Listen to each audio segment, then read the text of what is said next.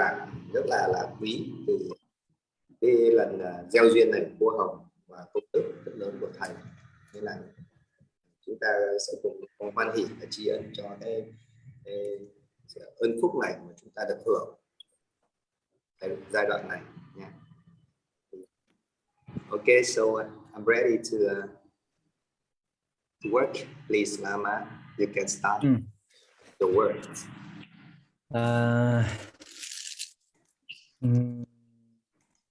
So this is our third time, third class. Really, I'm happy that this is going on. Very nice. And then the classes are mainly based on all about mind. So the mind is very powerful. By transforming the mind, we can transform our activities, our behavior, and eventually by transforming the mind, we can transform our lifestyle and make our life much more meaningful and happier. So for my part, I really am happy to have this sort of time together discussing about mind. Nói rằng hôm nay là cái buổi thứ 3 của chúng ta, rất là vui vì chúng ta vẫn cứ luôn duy trì tiếp tục, và cái buổi ngày hôm nay nữa thầy sẽ tập trung rất nhiều vào vấn đề nội tâm. Cái sức mạnh của nội tâm nó rất là lớn. Bằng cái việc chuyển hóa được nội tâm ta sẽ chuyển hóa được lời nói và hành động của mình, và khi chúng ta chuyển hóa nội tâm thì chúng ta sẽ thấy rằng cái cuộc sống quanh chúng ta nó sẽ rất là ý nghĩa, và chúng ta sẽ thay đổi được rất nhiều những cái điều ý nghĩa và tích cực trong cuộc đời chúng ta. Thì vì vậy là hôm nay thầy sẽ chia sẻ với chúng ta rất nhiều về vấn đề nội tâm. Ok, làm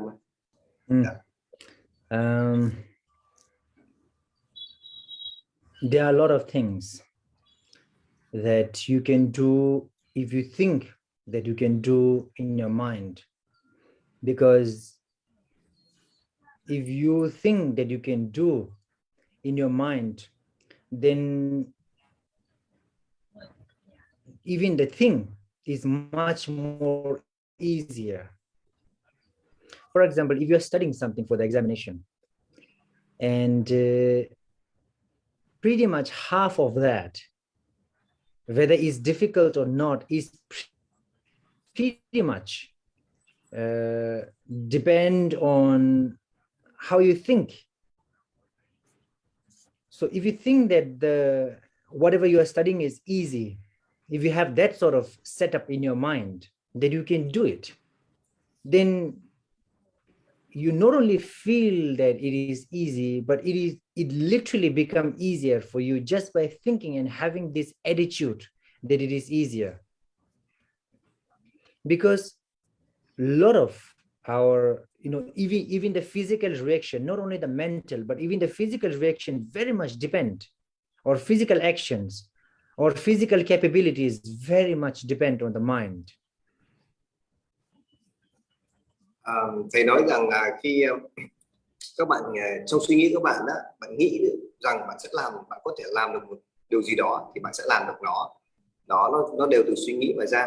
Nên đấy, ví dụ như các bài kiểm tra trường học các bạn chẳng hạn, nếu bạn nghĩ rằng cái quá trình các bạn học và cái bài kiểm tra nó dễ thì bạn đã luôn đã có một cái tư duy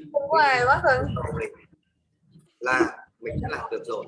Nhưng nếu bạn thấy rằng cái việc học và cái bài kiểm tra nó khó thì tự nhiên là bạn sẽ làm bài kiểm tra nó khó hơn. Nên là khi các bạn chỉ cần thay đổi được cái suy nghĩ, cái tư duy ở trong đầu mình thì mọi thứ sẽ trở nên dễ dàng hơn rất là nhiều đó. Nên cả cái suy nghĩ nó là một cái yếu tố quyết định, kể cả những cái phản ứng về bên ngoài về trước cái phản ứng ra ngoài của chúng ta đó, giống như thầy nói là phản ứng thể chất, là phản ứng ra ngoài của chúng ta đó, chỉ nó đều phụ thuộc vào cái suy nghĩ của chúng ta mà thôi đó. Nên đây là cái mà chúng ta cần phải nắm được, đó là cái nguồn gốc của mọi cái hành động, lời nói của chúng ta thì đều là xuất phát từ trong suy nghĩ, và mọi việc nó có trở nên dễ dàng hay không nó cũng đều xuất phát gốc từ suy nghĩ của chính mình. Ok.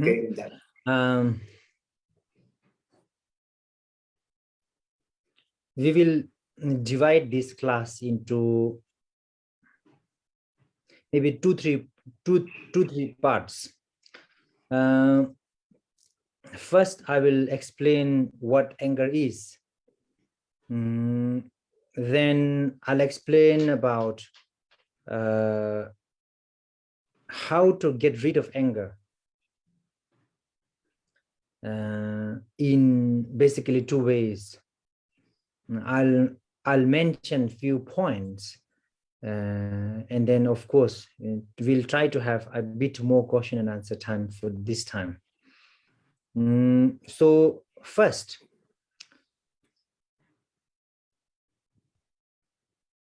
regarding the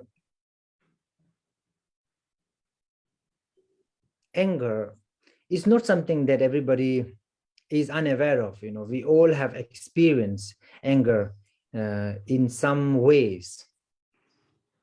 But still, to know what is anger is very important. So I'm gonna express the way anger has been described by all those great masters thousands of years ago. Thầy nói rằng cái bài học hôm nay thì sẽ chia làm hai phần. Phần thứ nhất đó, thầy sẽ giải thích là cái sự nóng giận là gì. Phần thứ hai thì sẽ chia sẻ cái việc là chúng ta loại bỏ nóng giận như thế nào theo hai cái cách chính. Đây là cái buổi học ngày hôm nay, và thầy sẽ đề cập đến một số các cái khía cạnh, yếu tố chính để chúng ta loại bỏ được cái sự nóng giận đó. Thì thầy nói rằng đó, là về nóng giận đó thì tất cả chúng ta ai cũng đã có một cái trải nghiệm với nó rồi, theo một cái cách nào đó. Tất cả chúng ta đều có cái trải nghiệm về nóng giận rồi, nhưng nó thực sự vận hành như thế nào và nó thể hiện ra làm sao thì thầy sẽ giải thích với chúng ta theo cái cách mà những cái vị minh triết từ rất nhiều đời đã từng định nghĩa nó và giống như là quán chiếu về nó. Thì thầy sẽ chia sẻ với các bạn bằng cả cái trí tuệ của thầy và trí tuệ của những bậc minh triết đã để lại. Ok. At the foundation level, we have to understand that in this world, not just human, but also birds, insects, mammals, and each and every beings who have feelings. One thing in common, which is that they all desire happiness, and not even a single being wishes to suffer. There you can see, you know, human with our own experience, we know that we don't want to suffer. We want happy life. Similarly, look at the animals, birds, fishes, or even any kind of beings. They avoid things which is not good for them, which make them suffer. They enjoy and they goes around those which makes them happier. So from this very obvious things that we see, we can understand that happiness is something that we all desire and suffering is something that we all avoid. So now the problem is, although we want happiness, we often engage into such activities and causes which gives us suffering. And although we don't want suffering, we end up engaging into those activities and things that gives us suffering. So now it is a time, wake up, and by understanding what gives us happiness and what gives us suffering, it is a time to walk on those steps that gives us happiness and avoid those that gives us suffering. Thầy nói rằng đó, ở về cơ bản chúng ta đều hiểu rằng tất cả trên cái thế giới này, tất cả mọi loài đều có cảm giác và cảm nhận, đúng không ạ? Không chỉ ở loài người mà kể đến chim, côn trùng, Đó, các loài động vật, các loài cá, chúng đều có cảm giác, và tất cả mỗi loài đều có những cái nhu cầu kiếm tìm sự hạnh phúc và đều tránh đi cái sự đau khổ. Tất cả các loài đều như vậy, chúng luôn luôn tránh, chúng luôn luôn tìm cách để tránh đi những cái thứ mà có thể khiến cho họ phải đau khổ. Là con người chúng ta cũng vậy. Nhưng mà có một cái vấn đề ở đây rằng là chúng ta biết rằng, chúng ta trong suy nghĩ chúng ta biết rằng là những cái thứ đó là chúng ta luôn luôn nhu cầu hạnh phúc và tránh đau khổ, nhưng bản thân chúng ta lại tham gia vào những hành động, những suy nghĩ mà khiến chúng ta phải đau khổ. Nghĩa chúng ta biết rồi nhưng mà tại sao chúng ta vẫn không kiểm soát được nó, chúng ta vẫn tham gia vào. Thì bởi vậy thì thầy mới nói rằng chúng ta phải thức tỉnh đi để nhìn nhận ra chính xác cái vấn đề là hạnh phúc là gì và khổ đau là gì, và làm thế nào để cho chúng ta ngăn được cái sự đau khổ đối với mình, và làm thế nào để chúng ta tìm kiếm nhu cầu được cái hạnh phúc cho chúng ta. Thì đây chính là cái phương pháp để chia sẻ với chúng ta. Mặc dù là nói về hạnh phúc và đau khổ thì ai cũng đều biết tại sao chúng ta vẫn bị rơi vào cái cảnh đau khổ, thì thầy sẽ chia sẻ cho chúng ta biết. Ok anh Giang. So in our life, something that always gives suffering, something that always make us unhappy, but still we all engage into that, although it gives suffering. We all are not able to avoid. We all are not able to control, although it gives us suffering. Anger is one of those emotions. It never gives happiness. It always gives suffering. It always creates problem. It always makes us in a difficult situation. Many of us may not want to get angry, but still, it is just that that it is so difficult to control. Eventually, it makes us unhappy and people around unhappy. So if anger is such that always is destructive, then let's know what is anger and how we can remove that if it is negative, if it makes us unhappy. Trong cuộc đời đó, chúng ta luôn luôn biết rằng là cái điều gì sẽ có một vài thứ đó nó luôn luôn khiến chúng ta phải đau khổ, luôn luôn khiến chúng ta không vui. Các bạn biết cái điều đó và nó là cố định rồi, chúng ta biết, nhưng tại sao chúng ta vẫn bị cuốn vào nó? Lấy ví dụ như là cái sự nóng giận, chúng ta thừa biết rằng khi nóng giận đó nó sẽ khiến cho bản thân chúng ta đau khổ, khiến cho mọi người xung quanh chúng ta không vui mà cũng đau khổ theo. Chúng ta biết cái điều đó nhưng tại sao chúng ta vẫn bị cuốn vào nó? Nên bây giờ chúng ta phải nhìn nhận lại xem, thức tỉnh lại xem là làm thế nào để chúng ta có thể kiểm soát được nó, kiểm soát được cái sự nóng giận này. Bởi vì nóng giận luôn luôn tạo ra những vấn đề, luôn luôn là những cái tạo ra chúng ta cái rắc rối trong cuộc sống, nó mang tính chất phá hoại. Nhưng mà tại sao chúng ta vẫn có nó và bị cuốn vào nó? Thì đây mới là cái vấn đề mà chúng ta cần phải xem xét.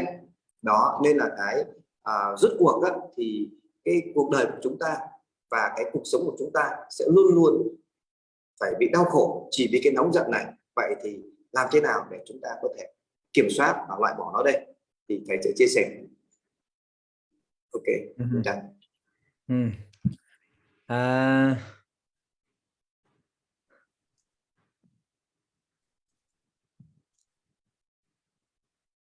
So the nature of anger. So people might think that, there are many people who say that, oh, anger is, innate. Anger is something that is, in our nature. There are people who say that, anger is a part of us. There are some people who say that anger is something that we always, it is helpful, it is good to have. Some people see anger as a sort of a strength. Some people misunderstand and say that anger is like a power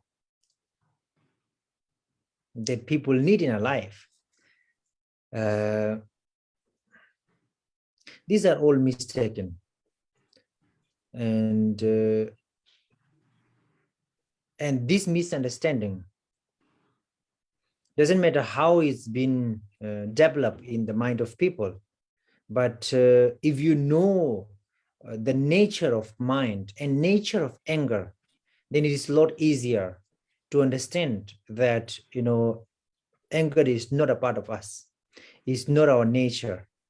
It's not a power or a strength, but anger is merely a destructive emotion that is within us, for instance. So let me give you a reason why anger is not a part of us and a nature of our mind. Rất nhiều người nói rằng đó, sự nóng giận là bản năng của chúng ta rồi, nó là tự nhiên và nó là một phần của chúng ta rồi. Và một số người còn cho rằng sự nóng giận nó là một cái sức mạnh để khiến cho bạn có chỗ đứng và có uy quyền hơn, và nó là một cái thứ gì đó sinh ra vốn đã có. Nhưng đó là một sự hiểu lầm, bởi vì nếu các bạn hiểu được cái bản chất thực sự của nội tâm và cái bản chất thực sự của sự nóng giận thì bạn sẽ nhận ra rằng chúng là khác nhau. Nhưng rất nhiều người thì họ luôn luôn có cái suy nghĩ như trên đó, luôn luôn coi nóng giận là trở thành một phần của mình, đó là nóng giận là nguồn sức mạnh cho bản thân họ đó. Nhưng điều đó hoàn toàn là sự sai lầm đó. Thì giờ thầy sẽ giải thích các bạn biết được cái bản chất thực sự của nội tâm là gì, là chân tâm hay là, và cái bản chất của sự nóng giận là gì, để chúng ta nhìn thấy ra được cái sự khác nhau này. Ok. All right. So the heat, when we talk about the nature of mind, the nature, I would say that the nature of water is liquid. And you cannot separate, you cannot remove the liquid from the water. When you remove the liquid from the water doesn't exist. Heat is the nature of fire. You cannot separate the heat and fire. It's not like you keep the fire here and separate the heat, but the fire still exists. When you remove the heat from the fire doesn't exist. When you remove the liquid from the water doesn't exist. So this is how, if the anger is the nature of our mind, then the anger should be inseparable. Anger should be something that they should not be separated, or they cannot be separated from the mind, but it is not the case. Anger is something that can be separated from our mind. It's like a cloud in the sky. You may see there is a cloud in the sky, but that doesn't mean that the cloud is the nature of sky, because the cloud can be removed from the sky. So that is the reason why the cloud is not the nature of sky.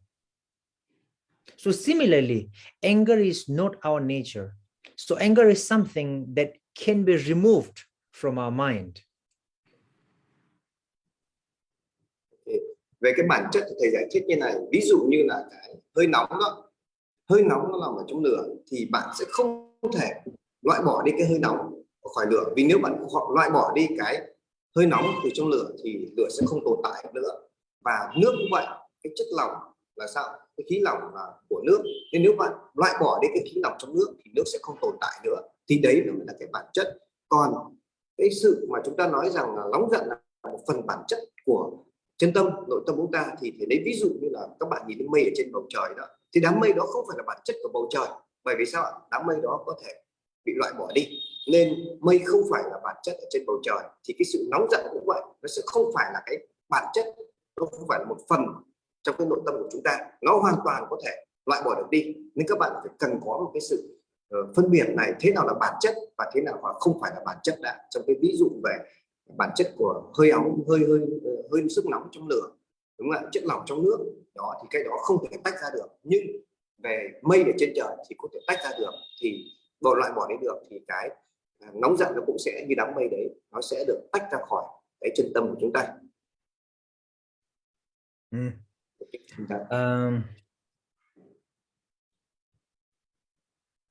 So the nature, and also anger is not a part of our mind, or maybe a nature of our mind. One another reason I would give is that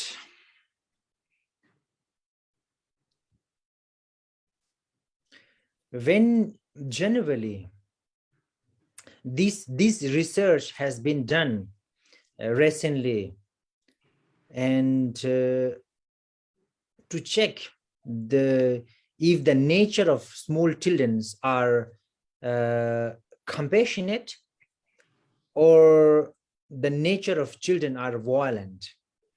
When this research has been done, they found that the nature of children is compassionate. The nature of children is not violent.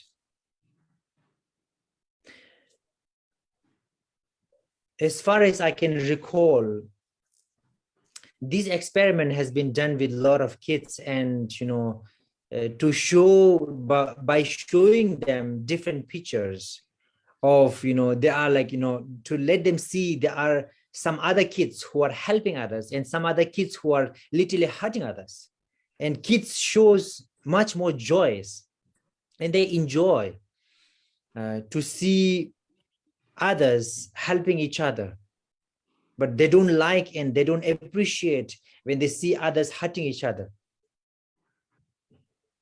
It is in our nature, because we often like to watch or read things that the right or the positive, or the one with the honest and the one who is innocent, we all wish that they win at the end. This is one of the reasons why movies are made in such a way that there is always a happy ending sort of thing. The innocent end, at the end of the movie, the innocent, or the one which is honest, the one which is compassionate, the one who is rightful of something, gets what they deserve. So those movies are made according to the mindset of people. And also, when we see our blood, when we see people killing each other, when we see people like, literally broken hand or hurt, it makes us unhappy. When we see people growing, when we see people, a leaf growing, a people growing, a small children, we all like to see and enjoy. So that is what also shows that our nature is compassionate. Our nature is positive, not negative, or not wrathful, or violent. Đó thì phải nói rằng cái bản chất là sao ạ? Sự nóng giận không phải là nằm trong cái nội tâm của chúng ta, là chân tâm của chúng ta. Thì đã có rất nhiều cuộc nghiên cứu đã được cục nghiên cứu đã được làm, để đặc biệt là với những đứa trẻ, thì người ta đã nhận thấy rằng là bản chất của những đứa trẻ đó là rất là ngây thơ, là từ bi, chứ không có một cái sự hung dữ hay là hoang dã gì cả. Bởi vì người ta làm một ví dụ, người ta đưa ra một cái ví dụ là đưa ra những bức tranh cho những đứa trẻ nhìn, thì khi nhìn những đứa trẻ nhìn những bức tranh, một số bức tranh là những người ta khi nhìn đến cảnh người ta giúp đỡ lẫn nhau, thì những đứa trẻ nó cảm giác rất là vui, rất là thích nhìn đến những cảnh đó. Nhưng mà khi nhìn đến những bức tranh mà người ta đánh nhau á, thì những đứa trẻ đó thì cảm giác không có thích thú. Nên đấy là cái bản chất của đứa trẻ, là tự nó sao ạ, nhìn đến những cảnh đó nó khởi lên cái tâm vui vẻ, cái tâm hoan hỉ và cái sự từ bi, nên bản chất là nó sẽ cảm nhận được. Thì cái bản chất con người chúng ta cũng vậy, chúng ta luôn luôn muốn nhìn vào những cái điều tích cực, nhìn vào những cái điều nhân ái, thay vì nhìn đến những sự như là sự tàn sát, sự máu me. Đó là lý do tại làm sao đó mà ở các bộ phim thường được làm với một cái kết thúc rất là có hậu. Bởi vì cái kết thúc có hậu đó nó sẽ sao ạ, nó sẽ rất là hòa nhập với cả cái mong muốn của con người và với cái bản chất của con người. Nên bản chất của con người là sự từ bi, chứ không phải là một sự độc ác, một sự hoang dại. Nên là tại làm sao mà khi chúng ta nhìn thấy một ai đó mà đau khổ đó, chúng ta cũng cảm giác không vui.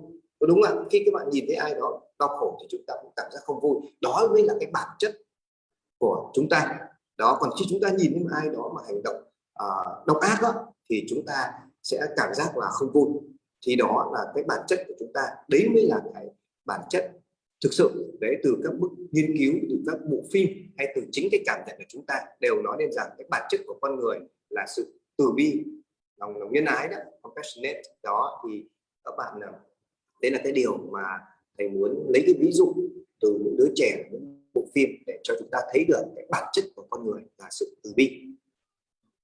Ok,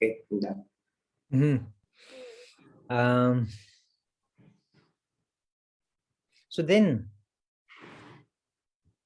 what is the anger?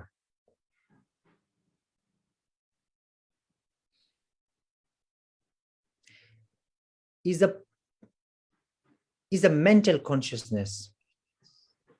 Anger is the mind, and you can see, and the function of anger,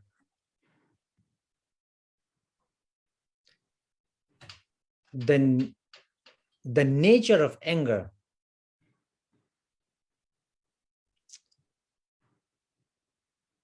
is that is a mind harm to others or to its subject. And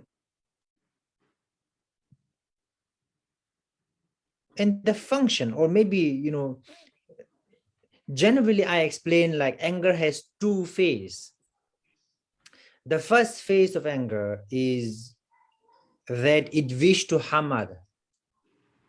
Whoever you are angry with, you know, the anger wish to harm that. The anger wish negative to that. The anger wish that made, you know, something bad happen to that person or that whatever it is. That is one part of anger. Another phase of anger is that it exaggerates. Suppose the person is, you know, when suppose if the person is maybe 40% wrong, the anger exaggerate, and anger, because of the anger, the person appear like in 80%, 90% bad. And anger, in some cases, the person is not wrong at all. When you have anger, you see the person is like 50, 60, 70% wrong, even if the person is not wrong at all. So what I'm saying is that the one phase of anger is that it exaggerates. Another phase of the anger is that it wish to harm back, it wish to harm, it wish to hurt. So that is the nature of anger, the two phase of anger. So such a mind is called anger, which exaggerate and see too bad or very bad, and also which wish to harm others, hurt others, which enjoys when others are hurted. Vậy bản chất của sự nóng giận là gì? Thì cái bản chất chính của nó đó, nó luôn luôn mong muốn khiến chúng ta luôn luôn mong muốn để làm hại người khác. Thì thầy sẽ nói về cái bản chất về nóng giận, nó có hai mặt. Khi nóng giận ở trong chúng ta đó, thì cái mặt thứ nhất đó là chúng ta luôn luôn chúng ta ghét ai đó, ghét vật gì đó, thì chúng ta muốn làm những điều xấu tới cái người đó mà khiến họ phải tổn thương, đúng không ạ? Mà khiến họ phải đau khổ. Thì đấy là cái mặt thứ nhất, là chúng ta chỉ định là chúng ta nóng với ai thì chúng ta sẽ làm hại người đó. Nhưng cái mặt thứ hai là gì ạ? Nóng giận nó còn có một cái nguy nữa, nó phóng đại cái sự việc lên.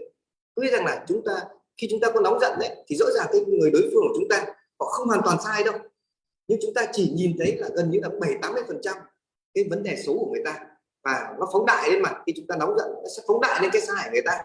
Nhưng cái sai có thể nó rất là nhỏ, nhưng chúng ta nó sẽ phóng cái nóng giận, nó có chức năng là cái chức năng của nó phóng đại lên đấy, để khiến chúng ta nghĩ rằng người ta sẽ sai rất là nhiều. Thì đấy là cái bản chất của nóng giận. Nên nó có hai cái bản chất chính mà thầy nhấn mạnh. Thứ nhất là nếu chúng ta ghét ai đó, ghét một vật gì đó, thì nóng giận nó sẽ có chức năng là làm tổn hại tới người đó, làm bị thương người đó. Còn cái chức năng thứ hai là gì? Nó khi nó phóng đại lên, trong cái tâm của chúng ta lên là chúng ta sẽ nghĩ rằng cái người kia là rất xấu, là rất là có lỗi, mặc dù là cái lỗi của họ có thể là không có, thậm chí là rất ít, nhưng nó sẽ phóng đại lên, nó điều khiển cái tâm của chúng ta. Bởi vậy mà sao bạn biết rằng bản chất nóng giận là nó rất thích nhìn, nó rất thích nhìn thấy khi mọi vật đau khổ, nó rất thích nhìn thấy khi người ta đau khổ, bị tổn thương, thì cái bản chất của nóng giận nó rất là hả hê, rất là vui. Thì bạn phải biết được đấy là cái bản chất của đau khổ như thế. Đúng là nó tránh được với lòng từ bi. Chúng ta là lòng từ bi luôn luôn muốn nhìn người khác là vui thì chúng ta cũng vui theo. Cái bản chất của đau khổ thì luôn luôn muốn nhìn người khác đau khổ và tổn thương, nên nó sẽ kích thích chúng ta để hoạt động theo cái sự phóng đại của nó và theo cái sự hãm hại của nó. Nên là nó hoàn toàn không phải là cái tâm của chúng ta. Các bạn chú ý. Ok. So when we are living with others who, as I said in the earlier, that we all want happiness. Nobody want to be suffer, and we all want positive. Nobody want to suffer. Nobody want pain. Everybody want to be happy, peace. In such a world, anger is something that is totally opposite to what we need. It is destructive. It is exaggerate. It creates lots of misunderstanding. All the murder, or fighting with each other, saying bad words, saying things that you really mean it, but you just say it because you want to hurt back. So to remove such an anger, there are two ways. Anger is not something physical. If it is something physical, for example, there is a water that comes.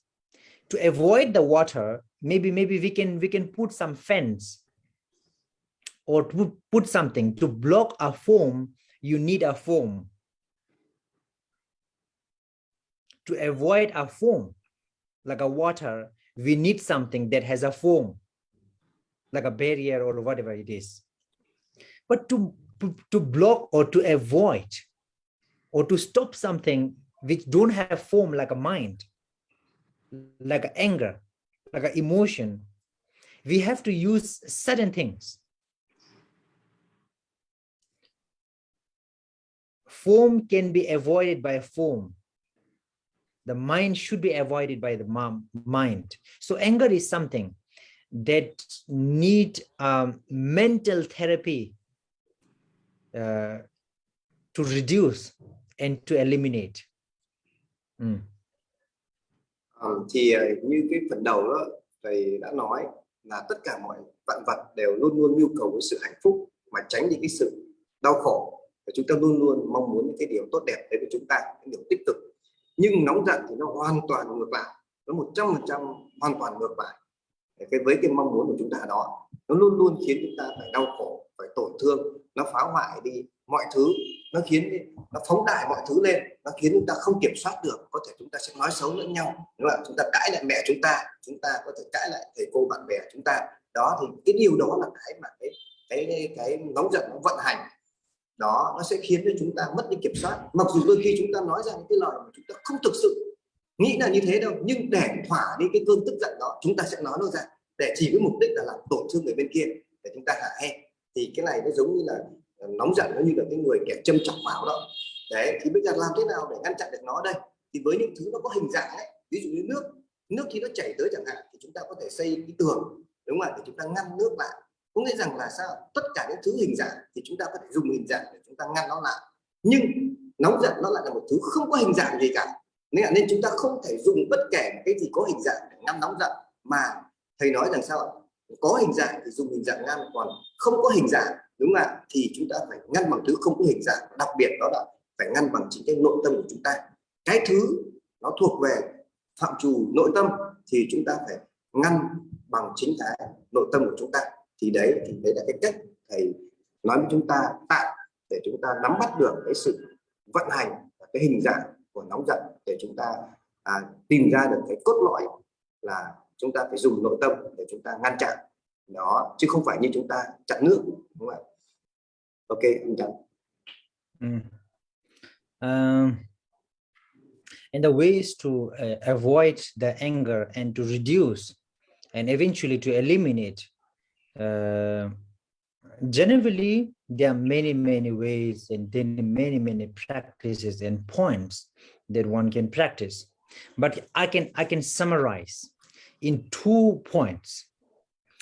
The first one is thinking the advantages of not getting angry. All the benefits of not getting angry first. You have to think about all the benefits. If you don't get angry, what are the benefits? You have to think. That is one point. The second is reflecting or thinking disadvantages of getting angry. What are the negative results if I get angry? So, thinking about these 2 points, advantage of not getting angry and disadvantage of getting angry. Think about these 2 points. People do a lot of meditation. Many of my friends and my students, they do some regular meditations. And there are lots and lots of types of meditation. But if you want to do a meditation and to remove the problem, which is anger, then you should do this. Then you should spend, doesn't matter whether you spend like few minutes or even more than few minutes a day, just you have to spend few minutes on advantages of not getting angry and disadvantages of getting angry. You can think about various points that is more relevant to you. So you have to practice it in a daily basis to avoid it. So slowly, you have to think about it again and again until it dissolves in your mind. All right. Đó thì có rất nhiều cách để ngăn chặn lại cái sự nóng giận này. Đó, nhưng mà thầy sẽ tóm ngược lại trong 2 cái cách chính. Cách thứ nhất đó là chúng ta hãy luôn luôn nghĩ về cái lợi lạc, cái lợi ích của cái việc mà khi chúng ta không nóng giận. Nhưng khi chúng ta kiềm chế không nóng giận được đấy, thì chúng ta sẽ đạt được những cái lợi ích gì và cái lợi lạc để cho người. Và cái việc thứ hai là hãy nghĩ đi, hãy phản chiếu lại xem, ngược lại xem nếu chúng ta nóng giận thì những việc gì sẽ xảy ra, những điều gì đau khổ chúng ta sẽ phải đón nhận. Chúng ta chỉ cần thực hành cái phương pháp đó, nghĩ thật kỹ về cái việc lợi lạc và cái tác hại khi mà chúng ta nóng giận và không nóng giận. Và còn nếu các bạn biết thiền đó, thì điều đó rất là tốt, bởi vì thiền sẽ giúp các bạn có thể ngồi quán chiếu được lại. Rất nhiều các cái đồng đạo của thầy cũng thường ngồi thiền hàng ngày. Họ ngồi thiền, dành rất nhiều thời gian ngồi thiền, bởi vì khi ngồi thiền đó, người ta sẽ xem được từ những cái thứ nhỏ nhất mà liên quan đến cuộc đời của họ, để họ có biết được ngay là cái tác hại của nóng giận ra làm sao. Đó, nên là nếu mà các bạn làm được thì hãy cố gắng ngồi thiền. Có thể là ban đầu chỉ cần vài phút một ngày cũng được, đúng không ạ? 5 phút, 10 phút, 15 phút cũng được. Và khi các bạn ngồi thiền đó thì bạn phải làm đều đặn, những ngày nào các bạn cũng thực hành nó. Và thiền định, meditation đó, nó sẽ giúp các bạn có thể nhìn thấy được rất rõ những cái thứ rất là nhỏ mà nó có liên đới đến nhau, liên quan tới nhau, để các bạn có thể kiềm chế, thậm chí có thể loại bỏ được đi cái nóng giận. Đó thì đấy là cái phương pháp thầy chia sẻ với chúng ta về cái cách để giảm thiểu và có thể loại bỏ được cái sự nóng giận ở trong suy nghĩ, trong tâm. Ok, I'm done. So now I'm going to talk about few points about the disadvantage of getting angry, and also a point to understand the advantage of not getting angry. So these are like a little bit opposite. So when you know one side, it is easy to know other side. But before that, when I say, this is very important to remember, when I say anger, it has and I say like there are 2 phases. One is that it wish to hurt other, Another side is it exaggerate. If you wonder why and how, if a person get angry, then person wish to hurt others. For example, if somebody, this is very normal and natural that if somebody say a bad word to you, many of the people, they also say something bad back, and also if somebody hits someone, then maybe many people they think of hitting back. Like even a mosquito bite, many people instant reaction is they hit the mosquito and kill. Because when somebody is hurting you, you wish to hurt others. That is so, for many people it is so natural, and then they don't even need to think about it. They instantly react on that. So this is how we know the reaction. We know that the nature of anger is to wish or to harm others or to hurt others. There is one phase. Second phase is exaggerate. And how we know that we exaggerate? We get, many of the time we have such a good friend. When you get angry, then you don't see the good things. You are literally covered up by all the negative thoughts about that friend, and you don't, at that time you see that your friend is that person is so very bad.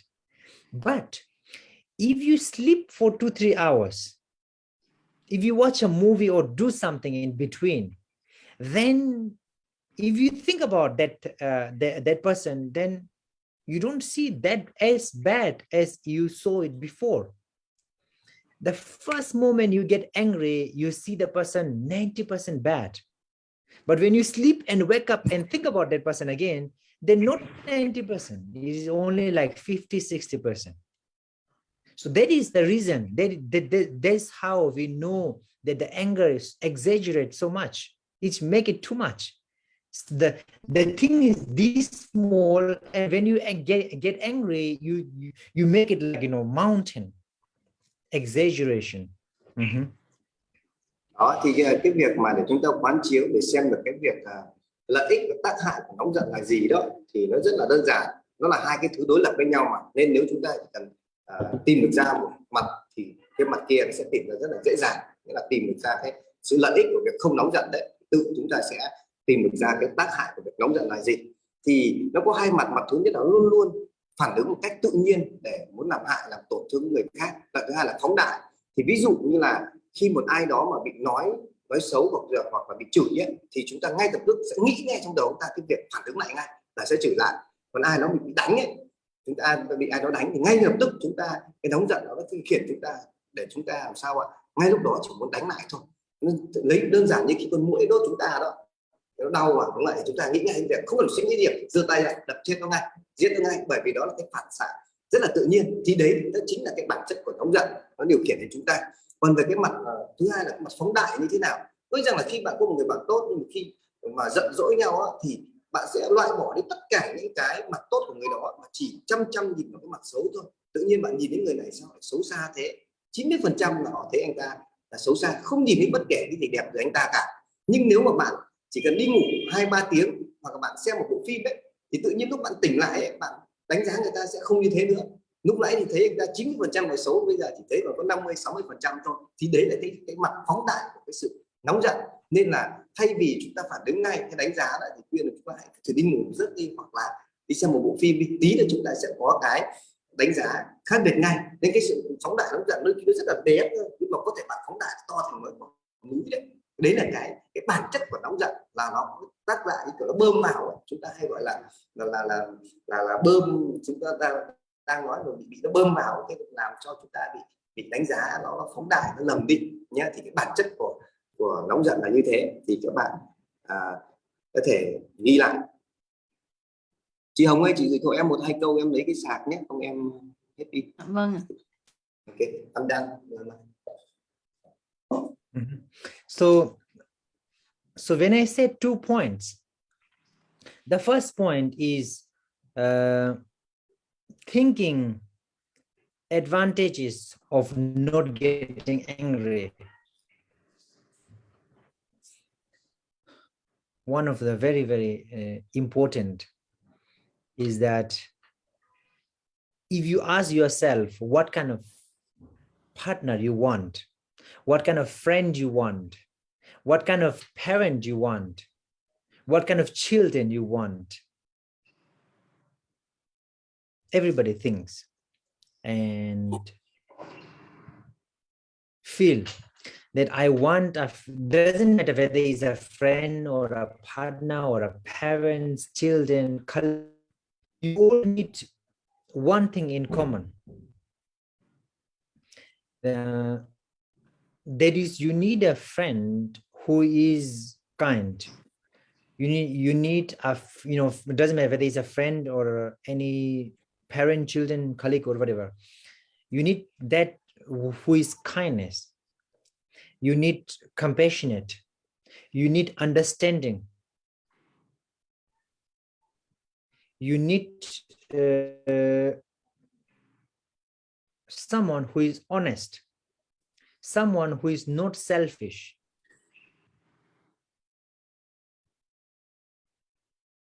Someone who is very understanding. So if you reduce the anger, if you don't have an anger, if you don't get angry,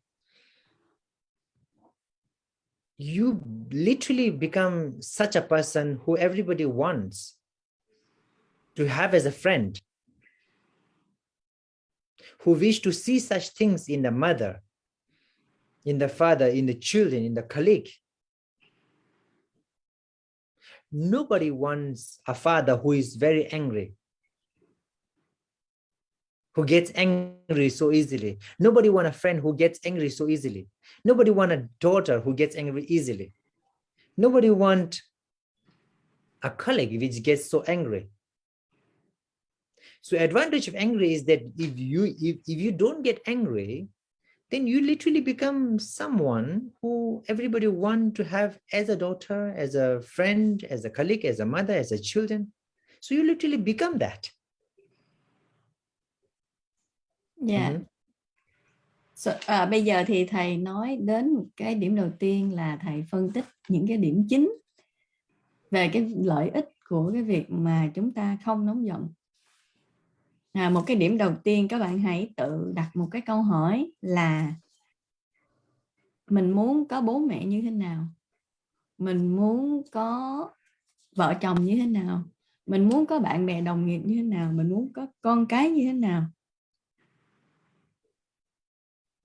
Có phải là chúng ta đều muốn cái người đó là người tử tế, dễ chịu, chân thật, thông cảm, không ích kỷ, yêu thương, đúng không ạ? Phải không? Mọi người viết câu trả lời vô là mình muốn những cái người xung quanh mình, những cái mối quan hệ của mình mong muốn những người đó là như vậy. Có ai mà mong muốn có một người bố rất là dữ dằn nóng tính không? Có ai mong muốn có vợ chồng rất là nóng tính không? Lúc nào cũng phải canh chừng không thôi, dễ chút là nổi giận không? Kể cả con của mình cũng không muốn có một cái đứa con mà dễ giận dữ. Cho nên vậy thì cái lợi ích của một người không nổi nóng là gì ạ? Lợi ích của một người không nổi nóng là ai cũng thích mình hết. Ai cũng mong được làm bạn, làm người yêu, làm đồng nghiệp, làm bố làm mẹ của mình mà là một đứa trẻ dễ tính, dễ chịu thì mọi người đều thích làm thầy cô, làm bố mẹ của mình. Cho nên đó là một cái điều quá hiển nhiên, là một cái động lực rất là lớn, đúng không? Yes. Rồi thầy Phù Vân Tử dịch tiếp nha. Dạ. Okay. All right. So that is one of the effective way to think about the advantages of not getting angry. Another point that you can think of not getting angry is that when we are in a difficult situation, for example, the older we get, when we are around 80, 90 years old, we want to have, everybody, they want to have people around them. And then in many countries these days, one of the common problem or for the old age people, when they are 80, 90, one of the common problem is that they are lacking, they are lonely. They used to have a lot of people around them, but when they are older, they often left alone. Everybody's busy going to the office, at the end of the day, they have to spend alone whole day. So at the time, it's like a bit fearing, because they see that they are very weak, they cannot do a lot of things, and at that time it is very difficult for them in many sense. And then we all have to go through that path. Now, if we are angry, if we get angry so easily, if we are short-tempered, then it's very less a chance that there will be people who come around you. For example, if the grandfather or a mother is get angry so easily, or very short-tempered, or scold or yell at people, then the children, they don't enjoy to go around. They literally avoid going around them. But when they are very chill, very friendly, not angry, compassionate, loving, then yeah, people love to go around, especially children love to go around them. So by thinking that, if you get angry, if you don't get angry, that you have more companions, more friends. So that is also one of the point, a very good advantage of not getting angry. If you don't get angry, then it's easier for you to have friends. And when you have friends, it's very likely that you will be able to have a good relationship. Because if you often get angry, then it destroys any kind of a relationship. Và bên cạnh một cái cách nữa rất là tích cực để cho chúng ta nhìn vào những cái điểm có lợi khi chúng ta không nóng giận, đó là các bạn hãy thử nghĩ đi, vào khi chúng ta đặt vào một cái hoàn cảnh khó khăn, ví dụ tương lai khi chúng ta già chẳng hạn. Rất nhiều người phương Tây họ bị cái vấn đề này là khi họ về già đó, họ rất là thiếu thốn và cô đơn, họ không có ai bên cạnh họ cả. Có thể là ban ngày họ rất là bận rộn ở văn phòng, nhưng mà đến cuối ngày họ rất là cô đơn. Và khi rất là đặc biệt là khi họ 80, 90 tuổi, rất nhiều người đang rơi vào tình cảnh này, họ rất cô đơn và thiếu thốn. Vậy thì chúng ta cũng vậy thôi, nếu mà chúng ta không nóng giận thì chúng ta sẽ có nhiều người đến xung quanh chúng ta ngay từ bây giờ, và khi chúng ta già thì cũng sẽ như vậy, cũng sẽ có nhiều mối quan hệ sẽ đến với chúng ta. Còn nếu mà chúng ta nóng tính, chúng ta hay nóng giận thì tự chúng ta sẽ loại bỏ đi những cái mối quan hệ đó rồi, không ai muốn gần chúng ta cả. Hãy lấy ví dụ như người ông người bà trong gia đình chẳng hạn, nếu lúc nào cũng nóng giận, đúng là nổi nóng, thì các cháu ấy sẽ không muốn đến gần ông bà. Thì chúng ta cũng sẽ như thế. Hãy nghĩ tới cái hoàn cảnh đó để tự mình, đúng không ạ, để cho tự mình kiểm soát được cái nóng giận của mình, để tự các mối quan hệ mọi người sẽ thích đến gần mình, sẽ thích ở bên cạnh mình. Nên cái việc nóng giận đó, nó chính là làm chúng ta triệt tiêu đi tất cả các mối quan hệ của chúng ta từ bây giờ, và sẽ không ai muốn gần chúng ta cả. Nên các bạn hãy nghĩ tới cái hoàn cảnh đó, cái tình cảnh cô đơn thiếu thốn đó, mà để tự chúng ta phải rèn luyện cho chúng ta cái kiểm soát được sự nóng giận ngay từ bây giờ. Thì đấy là một trong những cái việc lợi lạc mà tôi khuyên các bạn nên nghĩ tới, để cho những cái giúp ích cho chính chúng ta về sau này. Okay. And then yes, and all the second point, the disadvantages of getting angry. So we're going to stress a bit more on this part, because this is much more effective. So there are lots and lots of disadvantages of getting angry. And then thinking about these disadvantages, it will help you immensely to be a more compassionate one, to deal with the anger. This is so very effective. So let's stress a bit more on disadvantages of getting angry. So I'm just gonna make some points so that it is easy for you to just remember and to contemplate. So when you meditate, you think about, okay, first point, you give like 2 minutes for the second point, you give like 2 minutes for the third point, 2 minutes for the fourth point. So this is very important. This is how you should start when you want to get rid of anger. So the first point of disadvantages of getting angry is that anger is like one of the often given example of anger is a fire. Now, it is true. There is a very good example. I agree with that. So, but then I would like to express it from a different angle. So it is very much like fire. And it is because, look at the fire. If you think carefully, fire is to burn something. And if you look at the fire closely, then the first thing that fire burn, okay, if I ask an example, if I ask something, if you think of it, what helps the fire to grow? The fuel. The wood. Let's say yes, the wood.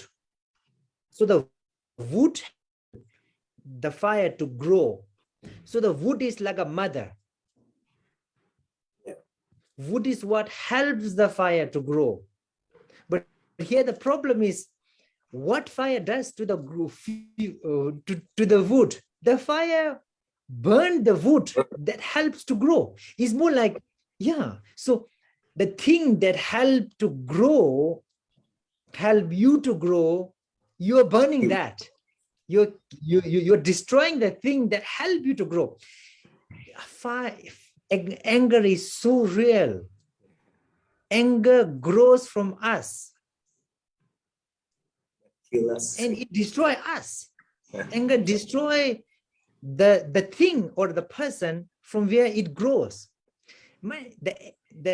But anger thinks that, anger want to harm others or hurt others or, make others unhappy. The anger always think the first phase of anger is hurt, the wish to hurt other. But they're so stupid that it end up hurt yourself. It end up harm yourself. It end up take away, the happiness for oneself. So it's absolutely like a fire from this angle, that fire grows from a fuel, but end up burning that from which it goes. It's more like you're born from your mother, but you're hurting back your mother instead of saying thank you. Somebody help you to get a job, but when you get a job, you fire that person. It's something like that. So this is one of the disadvantages of getting angry, that it grows from you, it wish to hurt other, but it end up hurting yourself. So it's exactly like holding a fire. Thì bây giờ thì chúng ta sẽ nói về cái mặt tác hại của cái việc khi chúng ta nóng giận, mà nó rất nhiều tác hại, mà chỉ cần khi các bạn nhìn ra cái tác hại của nó thôi thì tự nhiên các bạn sẽ quay trở lại cái tính tự nhiên ban đầu đó. Nên là chúng ta sẽ đưa ra những cái thầy sẽ đưa ra 4 thứ, đúng không ạ? 4 bước đã, từng bước, và mỗi thứ các bạn hãy dành thời gian để suy nghĩ về từng bước đó để cho có cái nhìn nó thấu đáo hơn. Thì thầy lấy bước thứ nhất là nóng giận nó như một ngọn lửa đấy, thầy lấy ví dụ như thế. Cái ngọn lửa nó rất là nóng, đúng không ạ? Thì thầy đưa ra một ví dụ, thầy nó hỏi tại sao nó giao tiếp với thầy là sao, là điều gì, cái gì mà khiến cho ngọn lửa nó cháy được, lớn lên? Thì đứa trả lời là gỗ. Đúng. Vậy thì miếng gỗ đó được ví như là mẹ của ngọn lửa rồi, đúng không ạ? Vì có gỗ thì ngọn lửa mới lớn được, giống như người mẹ cho con ăn đó. Nhưng mà cái rốt cuộc cái gỗ đó là mẹ của ngọn lửa, cho ngọn lửa ăn lớn lên, nhưng ngọn lửa đó lại đối xử với miếng gỗ như thế nào? Đốt luôn gỗ, giết luôn gỗ đó, đúng không ạ? Nên là rõ ràng thì cái nóng giận nó cũng thế, nó lớn lên nhờ chúng ta, ở trong chúng ta, nhưng nó lại quay ngược trở lại, nó làm hại chính chúng ta. Nhưng ngọn lửa kia nhờ có gỗ mới cháy, nhưng nó lại đốt cháy hết gỗ và nó và nó phá hủy đi, nuốt chửng gỗ kia, thì cái nóng giận nó sẽ đi như vậy đó, nó sẽ vận hành y như thế. Cũng chẳng khác gì một cái người mà giúp chúng ta, sau đó chúng ta lại không nói cảm ơn với họ, còn nói xấu họ. Chẳng khác nào một người giúp chúng ta xin việc, đến khi chúng ta phát triển được rồi thì chúng ta lại sa thải chính người đó. Thì đấy chính là cái bản chất của sự nóng giận, nó như ngọn lửa, và cái tính chất của ngọn lửa nó là như thế. Ban đầu chúng và sao ạ, chỉ nó mang một mục đích, chúng ta nghĩ rằng khi nóng giận là làm hại tới người khác, làm tổn thương người khác, đúng không ạ? Nhưng cuối cùng thì nó sẽ quay ngược trở lại, đúng không ạ? Nó làm hại chính chúng ta, nó phản lại chính chúng ta. Nên đấy là cái bản chất vận hành của cái thứ nhất, cái yếu tố là cái khía cạnh thứ nhất của nóng giận, nó như ngọn lửa đấy, và nó sẽ quay trở lại, nó nuốt chửng chúng ta, và nó sẽ làm hại chính chúng ta, mặc dù nó lớn lên, phát triển lên là nhờ chúng ta. Đấy, các bạn đã nắm được vấn đề đây chưa? Ví dụ vậy là chắc các bạn nắm được, đúng không ạ, về cái ngọn lửa và gỗ, đúng không ạ? Cảm Okay. ơn thầy Phù Vân Tử cho cô bổ sung một ý nhỏ nhỏ. Dạ. Là những cái bước mà thầy nói ở đây á, là những cái bước mà mình quán chiếu khi mình ngồi thiền á. Khi nãy thầy có nói đến cái cách mình thiền mỗi ngày á, thì thầy nói đây là những bước mà thầy liệt kê ra để cho dễ cho mình. Ví dụ như mình nói mình ngồi mình soi tâm rồi mình sửa mình, nhưng mà mình không biết cụ thể là mình soi như thế nào và mình nghĩ những cái điều gì, thì những cái cách là gạch đầu dòng đây là những cái điều mình dành 1-2 phút để mình soi lúc mà mình thiền. Đây là một cái điểm đầu tiên nha.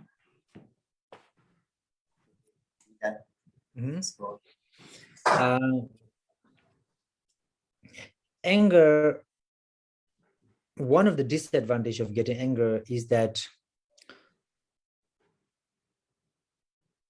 the family, we often get angry to our family or to our friends or to whom we are very close, especially family. If you count all the anger in your life, then it is mostly towards the one who you love. And it is mostly towards those people who care about you, who contributed in your growth. So you get angry more towards them. So anger often breaks relationship. You might have a very good and nice relationship with your mother, children, your partner, or your friend. And that relationship might took, a decades or even more, 10, 20, 30, 40 years to have such a relationship. And one anger, it holds such a potential that it destroys the relationship that you built in such a long time. One anger destroy the trust between friends, the trust between the parents and children. It is so destructive that people like to be around you, but one anger is enough to make them feel that you are so bad and so wrong. Even if you have a very good reputation in an office, if you work hard from many years into the office, you get angry one day, it can destroy the whole reputation. It literally destroys your values. So anger is so destructive that it destroys the relationship, destroys the reputation, destroy any kind of values that you have. A very good person, whole life he has been so good, but he do one action with a terrorist. He's involved only one time with a terrorist. It destroys the whole reputation of the life. It'll destroy the whole values that you had for your whole life. It destroys any kind of relationship with anybody, the whole world. So anger is such that people often say that the terrorist outside, physical terrorist, anger is the inner terrorist. The physical terrorist only can destroy something of this life. The anger is such a terrorist that it destroys this life and also future lives. Thì về cái việc mà chúng ta nóng giận đó, chúng ta thường nóng với cả những người trong chính gia đình chúng ta và những người bạn chúng ta. Đó là một cái điều rất thú vị, đúng là chúng ta thường nổi nóng với cả những người rất gần với chúng ta, yêu quý chúng ta. Có những người mà luôn luôn mà đã sát cánh chúng ta, động viên chúng ta trên cái con đường ta đi, nhưng có khi chúng ta lại nổi nóng với chính họ. Có những mối quan hệ là chúng ta đã xây dựng lên 40-50 năm rồi, đúng không ạ? Nhưng cũng chỉ cần một cơn nóng giận thôi, nó có thể phá hủy tất cả. Đó, chỉ cần một lần nóng giận thôi, chúng ta có thể phá hủy đi tất cả những gì chúng ta đã xây dựng trước đó, có thể là vài chục năm. Và cái sự nóng giận đó sẽ khiến làm sao ạ? Bạn bè mất đi niềm tin với nhau, gia đình mất đi niềm tin với nhau, và vợ chồng cũng mất đi niềm tin với nhau. Và dù các bạn có tốt đi bao nhiêu đi chăng nữa, nhưng chỉ cần một lần các bạn nóng giận thôi, nó sẽ tiêu hủy đi tất cả những cái giá trị các bạn đã làm trước đây. Lấy ví dụ như là một người làm ở văn phòng đó, đúng không ạ? Anh ta làm rất là tốt, rất là có danh tiếng, đúng không ạ? Ở trong uy tín ở trong cái văn phòng đó, rất là chăm chỉ, rất là cống hiến, nhưng có thể đôi khi chỉ cần một lần anh ta nổi nóng lên thôi, có thể làm mất đi tất cả những giá trị của anh ta đã từng cống hiến, làm mất đi cả cái uy tín, cái danh dự của anh ta. Rồi cũng có một cái người nữa, ví dụ như là anh cả cuộc đời anh ta làm rất nhiều việc tốt cống hiến cho đời này, nhưng cuối đời khi anh ta lại tham gia vào một cái phần tử của nó trong một vụ khủng bố, thì cái điều đó sẽ hoàn toàn là sao ạ? Thiêu hủy đi tất cả những cái gì anh ta đã làm từ trước đây, tất cả các giá trị. Thì thầy mới so sánh là cái khủng bố giữa thể chất là một con người và cái nóng giận đó nó cũng như là một tên khủng bố. Nhưng cái một người khủng bố ngoài đời á, thì chỉ có thể là phá hủy được một vài thứ ở ngoài cuộc sống này thôi.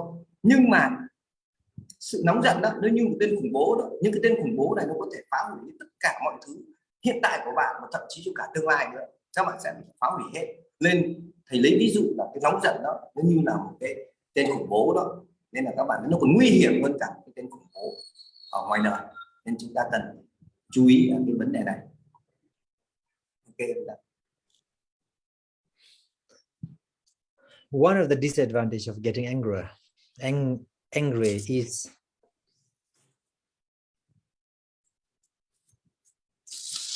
there are few things that last longer with us. For example, the clothes that we wear, it is just for like maybe a month, or if it is good enough, then for a year or two, maybe, let's say. If we have a good house, maybe it lasts for maybe 10, 20, 30, 40 years. There are some things, okay, let's say, you may look very, very beautiful or very nice, but that is not permanent. That goes away with the time. You might be very strong, but then that is not stable. You might be able to run very, very fast, but with the age, it also goes away. There are some things, they always stay with us. Loving nature, compassionate nature,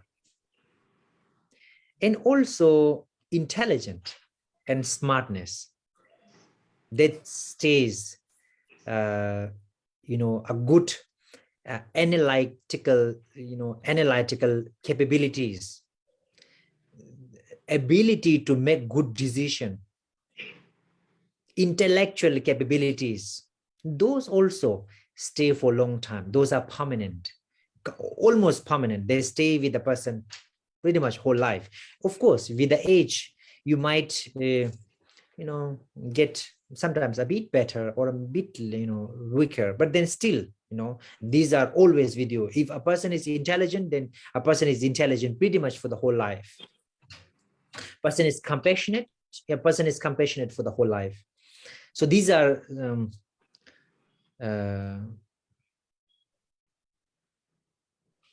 are good places where you can invest. Also, these are good qualities because of which these are good qualities that you might wish to see in your future friend or a future partner, because these are the qualities that you may get to see or have in your friend or a partner for your whole life. But even if a person is very intelligent or very good in making decision, there is one time that a person becomes stupid. There is one time that a person's intelligent or decision-making capabilities may not work well. And that is when a person gets angry. Yes.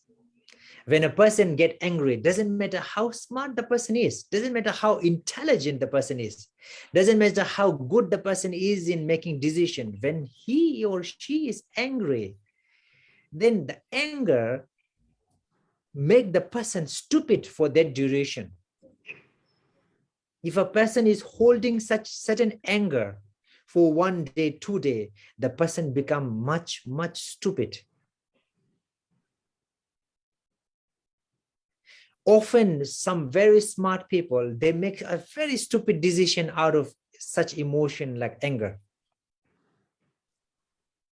What I'm trying to say is anger weakens those qualities that people can rely, those reliable qualities like intelligence, smartness, capabilities to make decisions. So anger is something that can hurt you in such a way, because in life we often have to make some important decisions.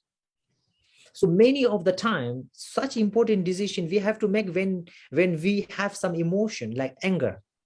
So that is when a person lose a lot. To gain something, it take a lot of time, but to lose something, all it need is just few minutes. Đó thì thầy muốn nói rằng là cái mặt cái tác hại tiếp theo đó là các bạn nhìn vào rằng là có những thứ đấy nó sẽ ở với các bạn cả mãi mãi, nhưng có những thứ đó nó thì chỉ ở một giai đoạn, một thời gian nhất định thôi, đó là sự vô thường. Ví như quần áo chúng ta mặc chẳng hạn, nó có thể được 1 tháng, 2 tháng, 1 năm, 2 năm. Nhà chúng ta ở chẳng hạn, nó chỉ được 10 năm, 20 năm thôi. Nó vô thường, nó không ở với chúng ta mãi. Nhưng sẽ có những thứ nó ở với chúng ta mãi mãi, đó là lòng từ bi. Còn kể cả khi chúng ta nhắc tới cái tri thức và cái sự thông minh đó ở trong con người chúng ta, nó ở với chúng ta là rất lâu dài với mãi đó, nhưng với tuổi tác nó cũng sẽ bị giảm đi rất là nhiều rồi, đúng không ạ? Cái sự thông minh, người ta nói rằng cái sự tri thức và cái sự thông minh đó thì có thể giúp con người ta đưa ra được những cái quyết định sáng suốt, đưa ra những quyết định đúng đắn. Đấy là cái phẩm chất của cái sự tri thức và thông minh, và cái đấy là cái lợi ích. Chúng ta có thể nhìn đó như một phẩm chất tốt từ một người nào đó xung quanh chúng ta, bạn bè chúng ta, hoặc là vợ, hoặc là chồng chúng ta, hoặc người chúng ta yêu quý. Nhưng cái vấn đề ở đây như thế này, kể cả người đó dù có thông minh đến đâu đi chăng nữa, nhưng khi anh ta nóng giận, anh ta sẽ đưa ra những quyết định sai lầm và anh ta sẽ trở nên rất là ngốc nghếch, ngu si. Lúc đó chỉ cần anh ta mặc dù anh ta rất thông minh, nhưng chỉ cần anh ta nóng giận lên thôi là anh ta đã sẽ trở lên ngốc nghếch rồi và sẽ đưa ra những cái quyết định sai lầm. Và nếu anh ta giữ cái sự nóng giận đó đến 1 ngày, 2 ngày thì anh ta sẽ càng trở lên ngốc nghếch hơn. Đó nên là và có thể một cái thời gian rất là dài, anh ta dùng rất nhiều thời gian để anh ta kiếm được một số tài sản về, nhưng anh ta có thể mất đi trong vòng vài phút bởi vì cái sự nóng giận đó. Nên đề cập đến cái vấn đề cái tác hại của sự nóng giận ấy, kể cả là chúng ta là những người thông minh đi chăng nữa, thì với nóng giận, chỉ cần khi chúng ta nóng giận thì chúng ta có thể đánh mất hết tất cả. Nên là sao ạ? Là chỉ có sự từ bi nó mới có thể ở với chúng ta cả đời mãi mãi thôi. Đó nên là đấy là cái khía cạnh mà thầy muốn đề cập tới chúng ta về cái tác hại của sự nóng giận với kể cả với những người thông minh nó như thế nào. Đó. Khi em đăng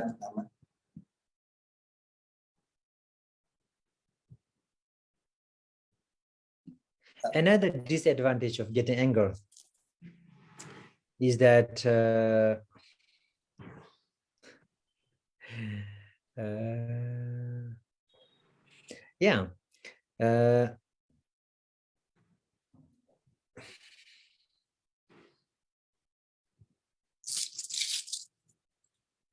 given a choice, everybody want to look better, and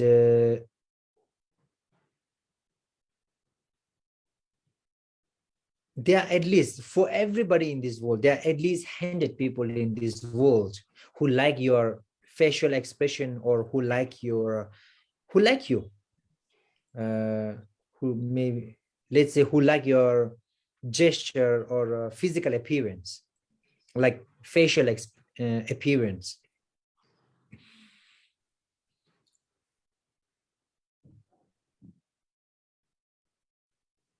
It is when you get angry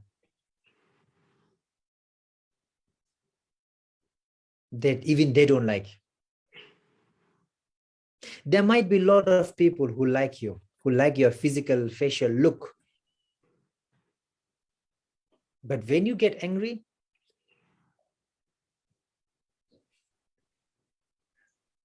even the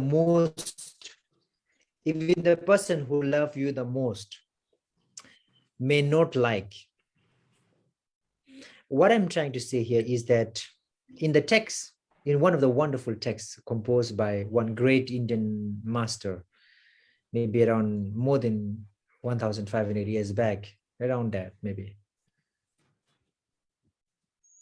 that master says that if getting anger,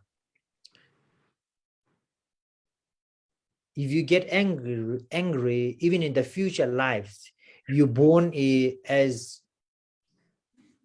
with a physical appearance which is not nice. But I'm thinking that it is not just about the future lives. Even in this life, even right now, if you get angry, even those people who like you, even those people who literally admire your appearance, they may not like you. And as a joke, I would say that, what's the point of ruining the appearance that majority of the people work a lot on their appearance? What's the point of having all those makeups and, probably the face is the one that people wash the most in their life, isn't it?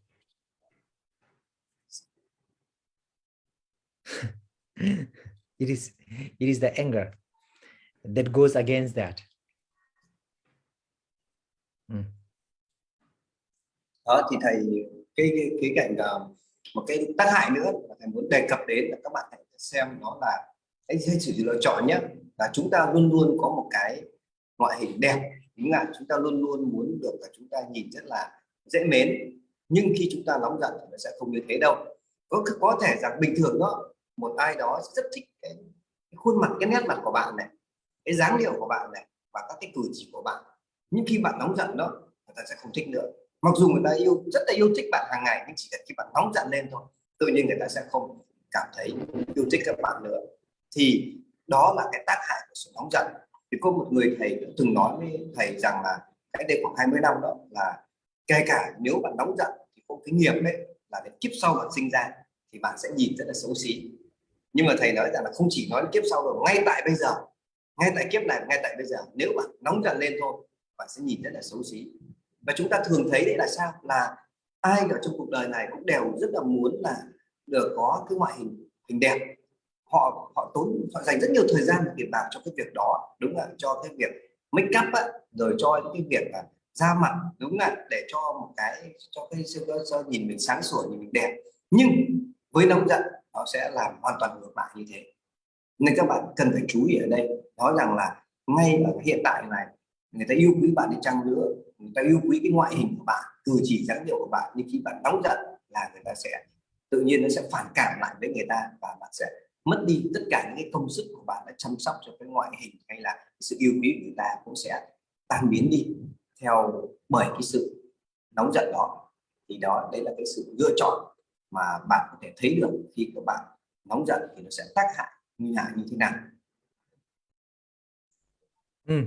So I'll just mention few points quick.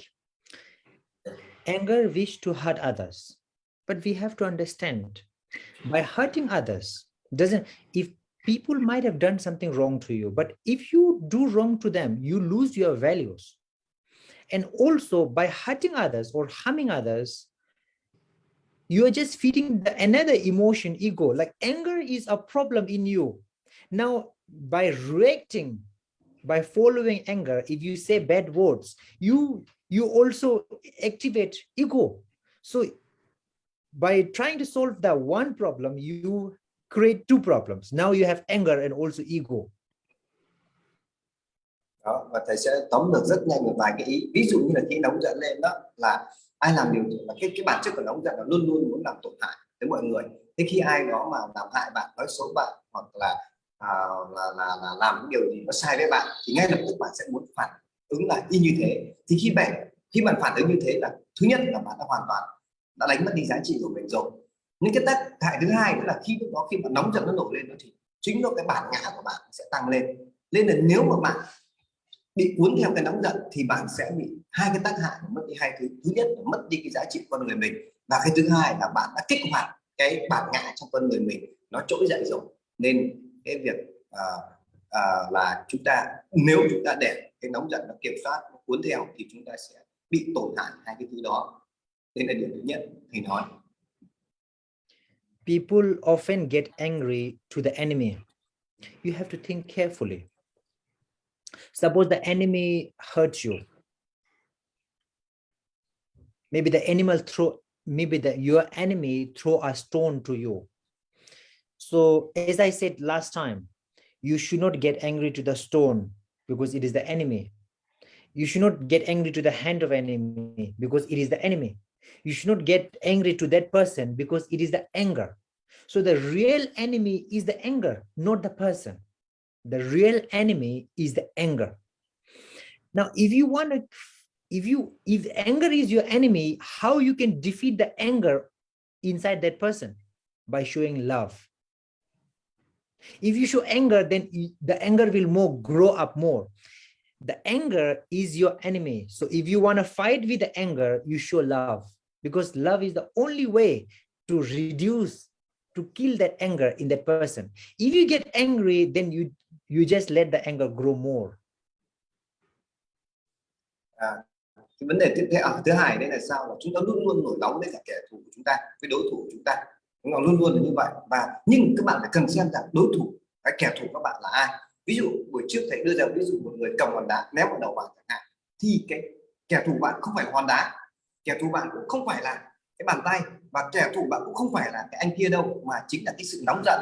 Chính cái sự nóng giận đó mới là kẻ thù chính của bạn. Cái sự nóng giận đó đã điều khiển anh ta để ném bạn, đến đấy mới là kẻ thù của bạn. Vậy khi bạn đã biết là kẻ thù bạn là sự nóng giận rồi, và bạn phản ứng ngược lại, bạn cũng dùng nóng giận, thì bạn đã giống như kiểu bạn đã trúng kế đó, thì cái sự nóng giận nó sẽ càng được phát triển, nó càng được tăng lên, càng tăng lên. Vậy thì bây giờ bạn cần phải làm gì?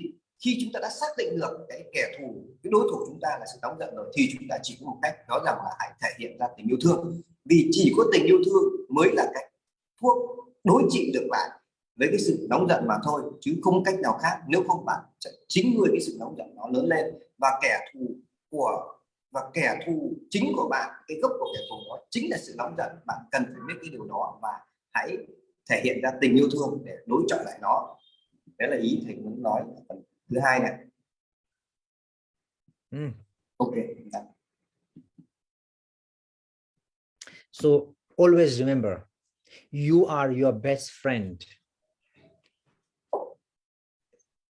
You are the friend who always have been with you in all the difficult time. Think, in all the difficult time that you have been through in your life, the only one friend who is with you is yourself. The only person you can trust with everything is only you, because you will be with you all the time. I can say that you have parents, you might have a partner, but then they might, for example, there is no guarantee that they will be with you all the time. Maybe they may die before you, but you cannot die before yourself. You are always with you. So you, all the good things that you have is because of yourself. If you get angry, and then you are literally destroying that good friend of you who has always been with you.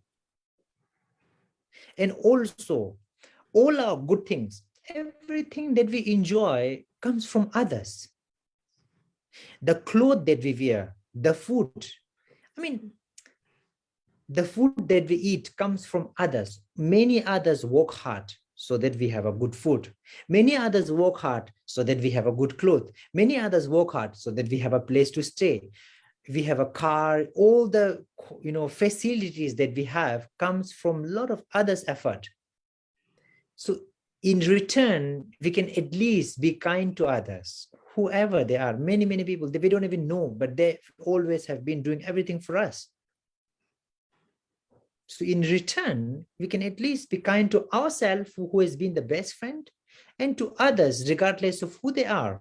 Even if they're doing something wrong, it's okay, because others are doing many good things as well for us. With this, I would like to conclude some of the points or disadvantages of getting anger. Và cái điều cuối mà thầy muốn nói rằng là chính chúng ta là người bạn tốt nhất của ta. Đúng không ạ? Những người bạn tốt nhất của bạn chính là bản thân bạn. Nó sẽ ở với bạn trong bất kể một tình huống nào cuộc đời, bất kể khó khăn thăng trầm nào, thì nó luôn luôn ở cùng với bạn. Đúng không ạ? Bạn phải hiểu rằng không ai có thể dám chắc rằng và đảm bảo rằng họ luôn luôn ở bên cạnh bạn, dù đó là bố mẹ bạn hoặc là vợ chồng bạn. Bởi vì sao ạ? Họ có thể chết trước bạn, nhưng bạn không bao giờ có thể chết trước chính bản thân bạn cả. Nên chính mình mới là người bạn tốt nhất của mình.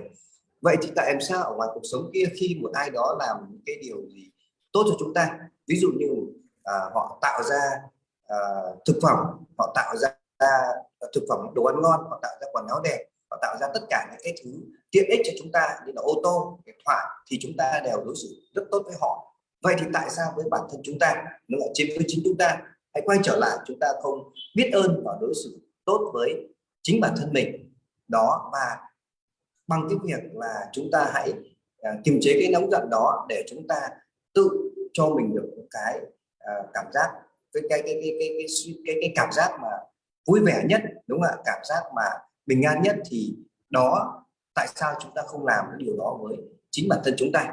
Đấy, thì đây là một trong những cái ý cuối cùng mà thầy muốn nhấn mạnh với các bạn, rằng là hãy đối xử tốt chính với bản thân mình, bởi vì bản thân ta chính là người bạn tốt nhất của chúng ta và sẽ ở bên cạnh chúng ta mãi mãi và luôn luôn ở bên cạnh chúng ta. Thì chúng ta hãy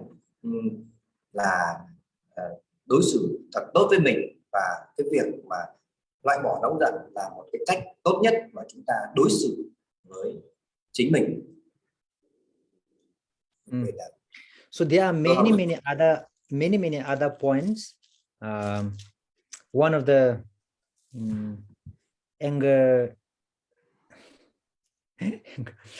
is like you jump into the lake. I mean, for example, if a person don't know swimming and a person jump into the lake, but the person think that my enemy die, but then if you jump in the lake, it will be you who will drown. But in anger is so stupid that you jump into the water, a lake, and you wish that your enemy drown. It is not possible. So similarly, there are many other points to which, if you want to remove the anger, so you give 2 minutes to each point.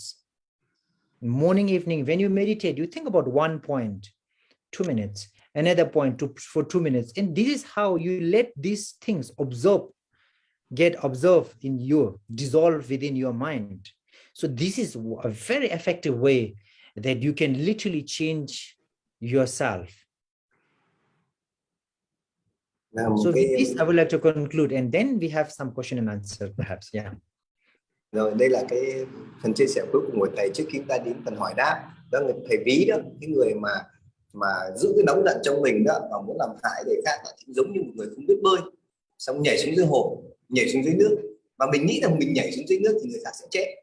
Mình nghĩ rằng mình nhảy xuống dưới hồ thì cái kẻ thù của mình sẽ chết đuối, nhưng không phải đâu, mình mới là kẻ sẽ bị chết đuối đầu tiên. thì cái nóng giận mình giữ cái sự nóng giận trong người mình cũng thế. Mình nghĩ rằng cái sự nóng giận đó là có thể làm hại kẻ thù của mình, nhưng không phải, chính chúng ta sẽ là người bị hại đầu tiên. Nên là đó là cái mà chúng ta cần phải tỉnh thức và để nhìn ra được cái bản chất của cái sự nóng giận khi chúng ta giữ trong người là như thế nào. Thì đây là cái là khía cạnh cuối mà thầy chia sẻ với các bạn để kết lại cái buổi chia sẻ ngày hôm nay trước khi chúng ta đi tới cái phần hỏi đáp. Yeah, so we can have some questions. Maybe you can translate. Bây giờ các bạn có thể có một đặt câu hỏi cho thầy nha. Các bạn có thể đánh hoặc các bạn hỏi trực tiếp. Nếu bạn nói tiếng Anh thì bạn hỏi trực tiếp, và nếu bạn nói tiếng Việt thì mình với cô Hồng sẽ giúp các bạn phiên dịch sang nha. Các bạn có câu hỏi gì cho thầy không ạ?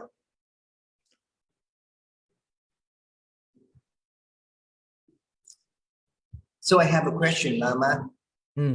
So yeah, we know that we always have to keep our mind in control, and even when our enemies are doing something harmful to us, and we have to show love.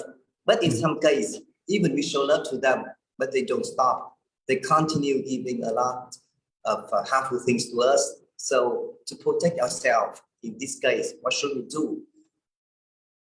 Do you get the question? So please let me translate into Vietnamese for people to understand. Nghĩa là mình có hỏi thầy Lama một câu rằng là biết rằng là chúng ta luôn luôn phải kiềm chế bản thân chúng ta, và đặc biệt khi kẻ thù và làm hại chúng ta phải thể hiện cái tình yêu thương với họ. Nhưng trong rất nhiều trường hợp mà chúng ta thể hiện, mặc dù chúng ta đã thể hiện tình yêu thương rồi, nhưng họ vẫn cứ tiếp tục làm hại, làm tổn thương đến chúng ta, thì trong cái trường hợp này chúng ta cần phải làm gì để bảo vệ đến chính mình? Đấy là câu hỏi. Thì bây giờ các bạn sẽ lắng nghe cái câu trả lời của thầy. Okay, I'm done translating, please. It is exactly like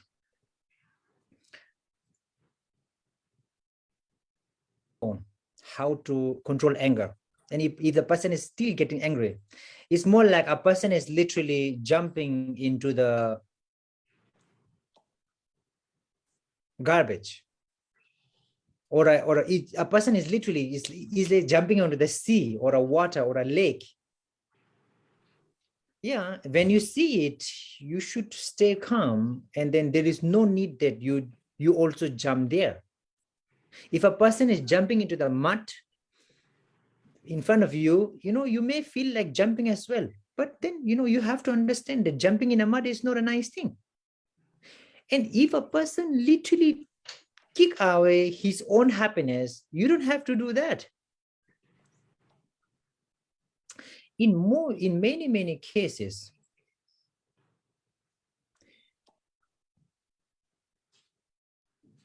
those people who get angry, they also want happiness. But it is a pity that they want happiness, but what they do is opposite to what they want. From ourselves, we have to be kind and compassionate, because this is a very good opportunity for us to practice as well. When will you practice patience? In some Buddhist texts, it says that if somebody is angry to you, you should be happy, you should be grateful, because it's a wonderful opportunity to practice patience. If you practice patience and don't say anything one time, it is so beneficial that any anger lesser than that, you will be able to deal with it. It's more like if you are able to deal with some virus, some strong virus, your immune gets stronger, and then you will be able to deal with those viruses which are weaker than that. Same with the anger. And also, if person is angry with you, person make a very bad karma, and you should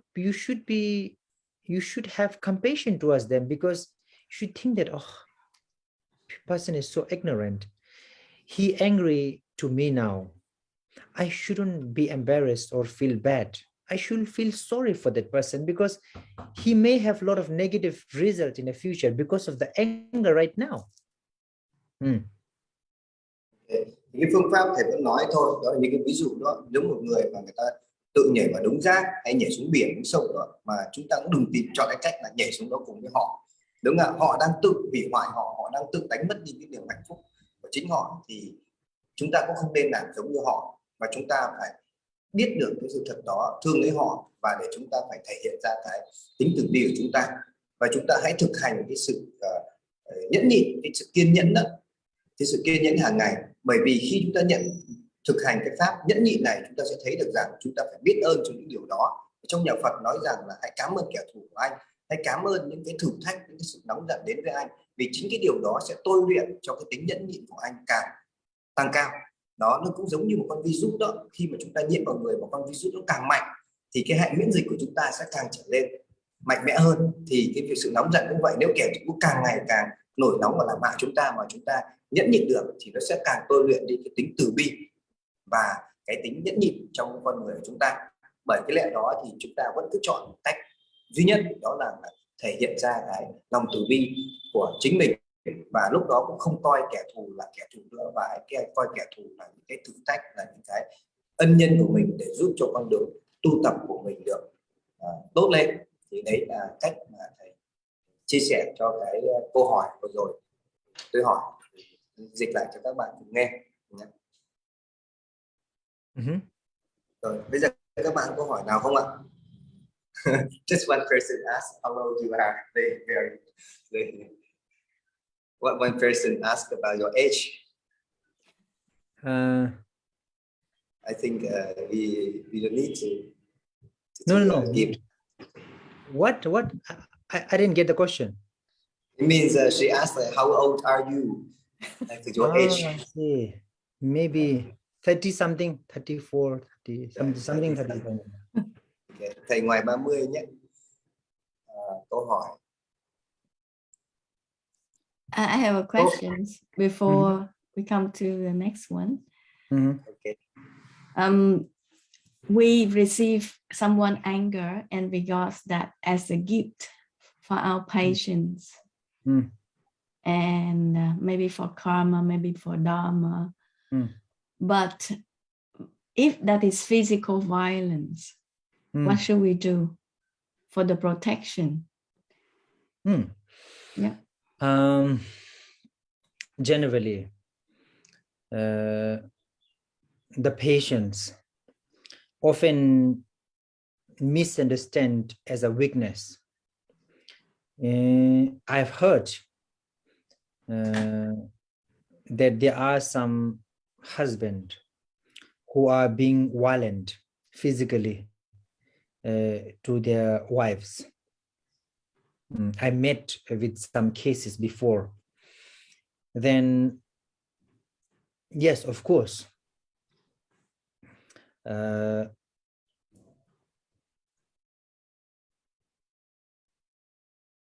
it is very, very important. As much as you respect others, you have to respect yourself.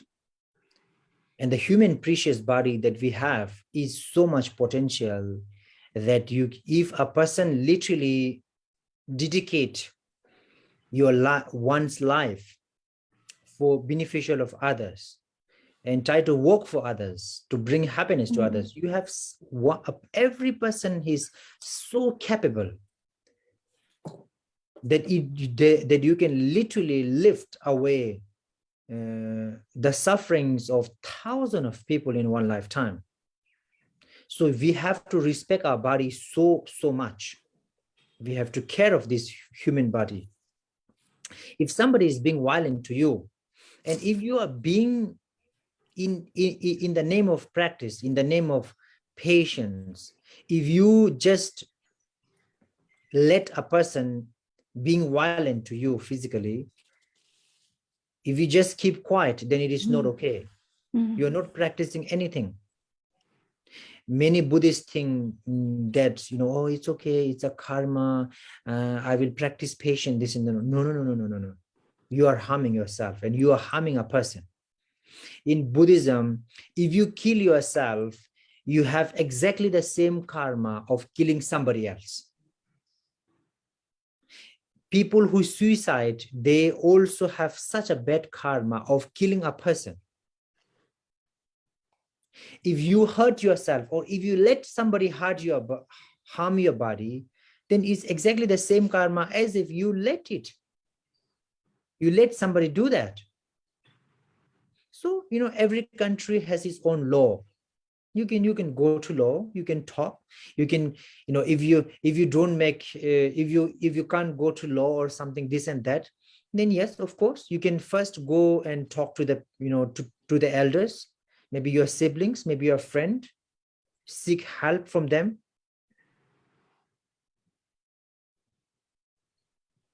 As much as others are important, your body is also important. And then, patience and patient doesn't mean if somebody is doing harm to you, you can stay calm and cool, no need to get angry, but take steps to avoid that. And this is also a practice of compassion, because if you let that person harm you again and again, you are letting that person do such a bad karma. So you are also helping the person to avoid from doing such a bad thing that is bad for him also or her also. Dạ, cô Hồng có một câu hỏi là khi nãy thầy có nói là mình phải kiên nhẫn và mình gửi yêu thương đến cái người mà nổi giận với mình. Dù là cái nổi giận đó mình yêu thương nhưng họ vẫn giận, họ vẫn nóng, cái nóng tính của họ lặp đi lặp lại. Thì thầy Phù Vân Tử hỏi nếu mà họ vẫn cứ nóng tính thì như thế nào? Thì cái câu trả lời của thầy là họ có nhảy xuống bùn bao nhiêu lần thì mình vẫn yêu thương họ và mình vẫn không nhảy vào bùn chung với họ. Thì cô Hồng hỏi tiếp là nhưng nếu mà cái sự nóng giận của họ nó có kèm theo bạo lực về thể chất thì mình phải làm gì? Thì cái này cũng như là nhiều bố mẹ có cái câu hỏi về yêu thương vô điều kiện. Nếu mà mình yêu thương xong rồi mình bị bạo lực trong gia đình mà mình vẫn ngồi đó mình cố chịu và mình nói cái này là cái nghiệp của tôi phải trả, rồi tôi cứ phải như thế này, thì nó không có đúng, chưa có hiểu đúng về cái cách ứng xử về đúng theo Phật giáo, cũng không được phép như vậy. Đây là nếu mà cái cơn nóng giận là chỉ là mình đón nhận và mình chuyển hóa bằng yêu thương, và mình biết là người kia đang bị tổn thương ở bên trong, cho nên mình dùng cái yêu thương đó là mình đang giúp. Nhưng nếu mà người đó lại dùng bạo lực và làm hại đến cái cơ thể của mình, và nếu mà mình để cho cái điều đó xảy ra thì mình không có đang giúp mà mình đang hại. Mình đang hại cả chính mình và mình đang hại cả người đó luôn. Mình đang hại chính mình bởi vì mình không có quý cái thân thể của mình. Mình được ban cho cái thân thể này để phụng sự. Cái thân thể của mình phải được bảo vệ rất là tốt để mình phụng sự cho rất là nhiều những cái điều có ý nghĩa, chứ không phải để bị tổn hại. Nên nếu mình thấy cái người đó làm tổn hại cơ thể mình hay là bạo lực gia đình thì mình không có ngồi đó để mà chịu cái hại cho bản thân mình. Rồi cái hại thứ hai là mình giúp người đó tạo những cái nghiệp rất là xấu cho người đó. Nếu người đó chỉ thể hiện cái cơn nóng ra thì chưa có phải là tệ hại lắm. Nhưng nếu mà lại để cho người đó làm tổn hại cơ thể mình, thậm chí là làm mất sinh mạng của mình, thì cái người đó phải gánh rất là lớn. Và cái việc mà mình để cho người khác hại mình đó, thì trong Phật giáo nó cũng giống như là mình hại người khác. Mình tự giết chính mình cũng bằng tội với mình giết người khác. Cho nên là mình phải hiểu rõ cái điều này, chứ mình không có nhầm lẫn. Mình cứ tưởng người đạo Phật là từ bi, là kiên nhẫn, là phải chịu đựng, rồi mình để những cái điều bạo lực đó xảy ra, thì mình đang không có hiểu và không làm đúng nha. Cho nên không để nuôi dưỡng bạo lực, mà mình chỉ dùng yêu thương để chuyển hóa cơn nóng giận, thì mình phải hiểu những điều đó rất là rõ. Thank you for your answer. Translate that into Vietnamese. Có thầy chia sẻ như vậy là mình sẽ mạnh dạn lên tiếng. Nhà mình, bản thân mình cũng đang bị vợ bạo hành, chắc là tôi sẽ phải áp dụng cái phương pháp của cô Hồng vừa chia sẻ. Dạ, và cô vẫn chưa dịch vẫn thiếu. Khi thầy Thù Vân Tử nói, cô Hồng mới nhớ là thầy có nói là vậy thì trong trường hợp bị bạo lực thì mình cần làm gì? Mình cần phải giữ cái khoảng cách về vật lý để mình không bị tổn hại. Mình cần phải nhờ cái sự giúp đỡ của luật pháp, hoặc nếu mà luật pháp không có giúp đỡ được thì mình phải nhờ cái sự giúp đỡ của những cái vị đàn anh, đàn chị trong Phật giáo chẳng hạn, hoặc là trong bạn bè, trong những người mà quanh mình mà có những cái uy tín, có những cái tình yêu thương thì mình phải đến đó để giúp đỡ.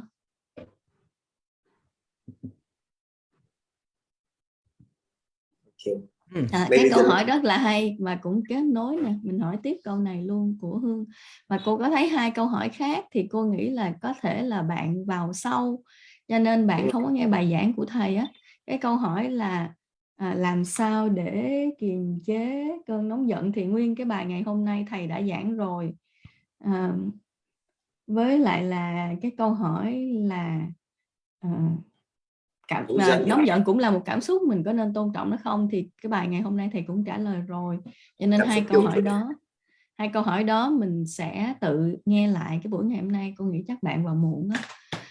Bây giờ mình qua cái câu tiếp theo, là cái câu nối theo cái mạch nãy giờ này rất là hay nè. Thì cô sẽ đặt cái câu hỏi này cho thầy.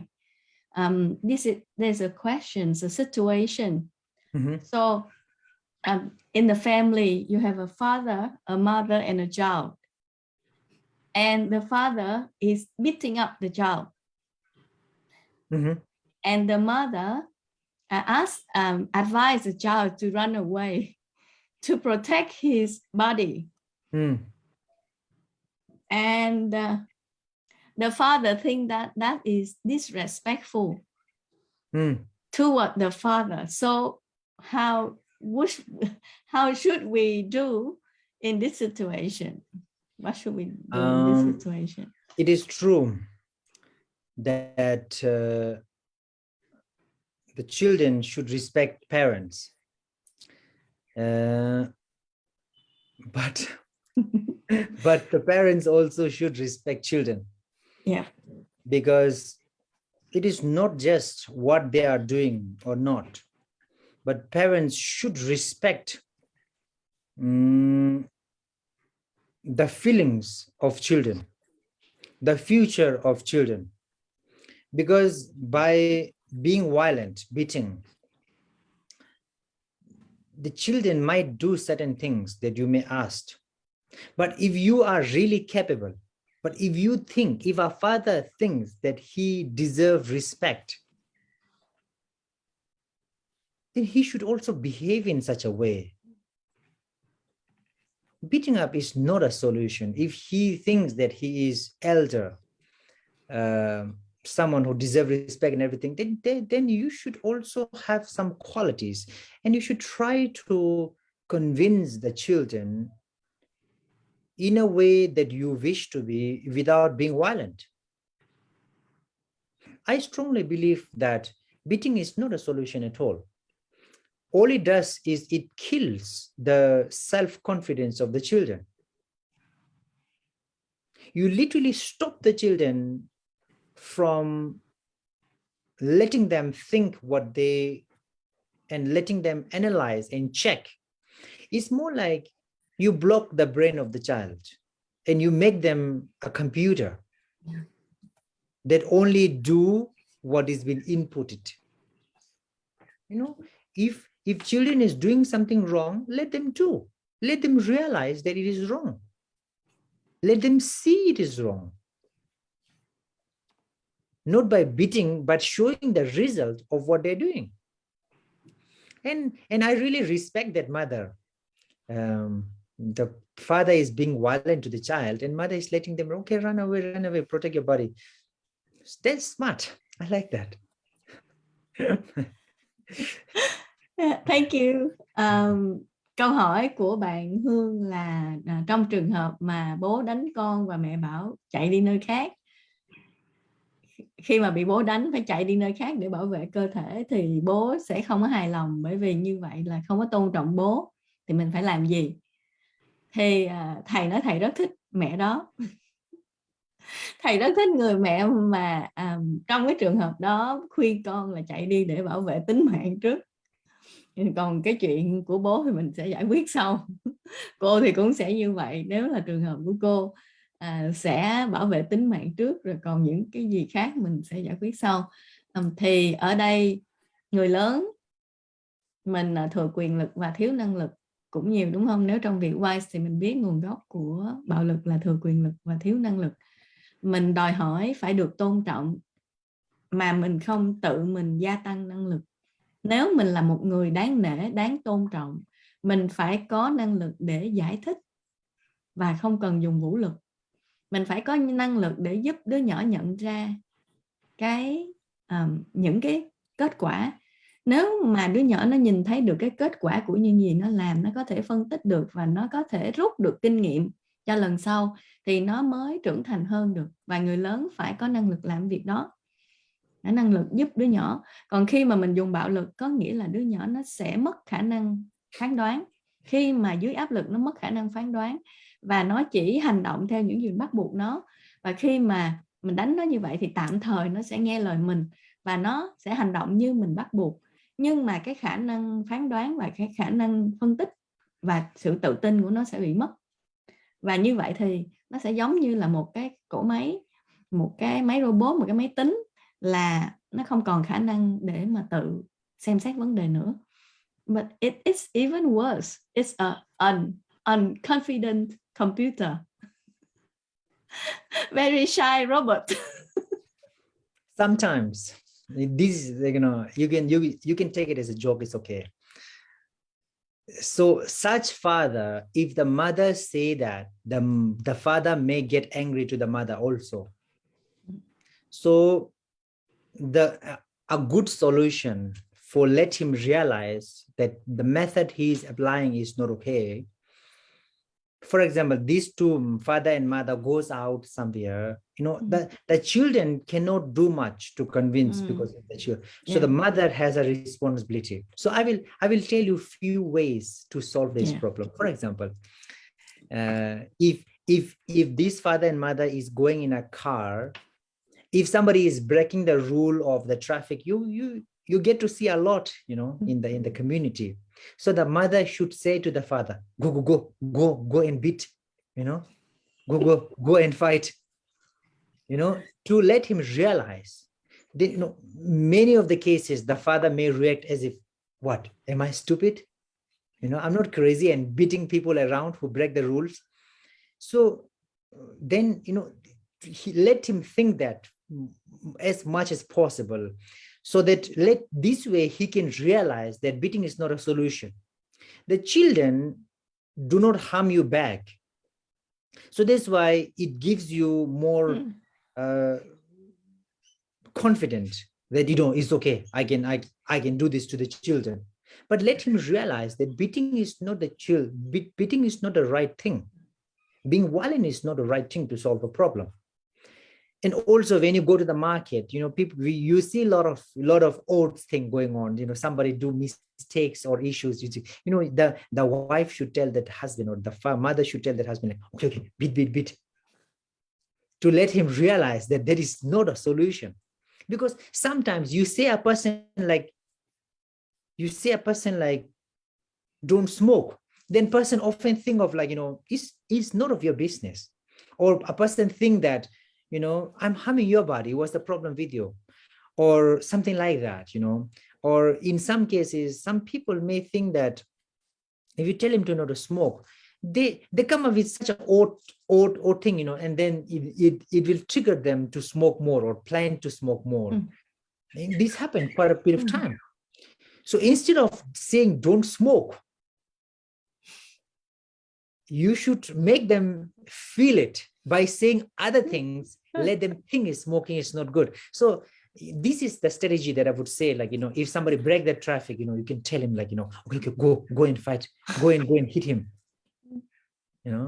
so these are maybe, this sounds kind of strange, but trust me, this works, to let him think by himself that being violent is not okay, not good. Mà thầy tiếp tục giải thích ha, thì thầy nói là khi mà người mẹ khuyên đứa con là hãy chạy đi để tự bảo vệ, để không bị ba đánh, thì người chồng sẽ nổi giận với người vợ. Mà cái điều đó là đương nhiên, mình phải chấp nhận cái điều đó. Và đứa con nó sẽ không có trách nhiệm phải giải thích cho người bố biết là bạo lực là sai. Cái chuyện mà bạo lực là sai và con nó không có đủ nể mình, hoặc là mình đòi hỏi phải có sự tôn trọng nhưng mà nó không có hai chiều, mình không có tôn trọng con khi mình đánh con, mình không có nhận ra, thì đó là cái việc của người mẹ.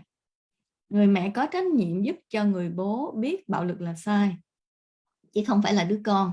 Đứa con nó phải tự được quyền bảo vệ chính nó, và mẹ giúp nó bảo vệ nó. Thì thầy nói sau đó, sau khi cái tình huống đó xảy ra, thì người mẹ phải để ý có những bối cảnh để mà mình giúp cho người bố nhận ra cái việc đó là sai. Nhưng mà thầy lại chỉ một cái chiêu mà thầy nói là có thể là nó hơi hài hước, nhưng mà mình phải dùng cái sự hài hước ở đây. Tại vì nếu mà một cái người nghiện thuốc lá mà mình cứ đi theo mình kêu là bỏ thuốc lá đi, bỏ thuốc lá đi, bỏ thuốc lá đi, thì người ta sẽ càng nghiện thuốc lá hơn, người ta sẽ không có bỏ thuốc lá. Cho nên nếu mà mình đi theo mình nói là đừng có bạo lực, đừng có đánh con, thì người chồng càng nghĩ là con mình nó đang hư quá, đúng không? Tại vì bị mẹ bênh vực quá thì cái bạo lực của bố sẽ càng tăng lên, chứ nó không có giảm.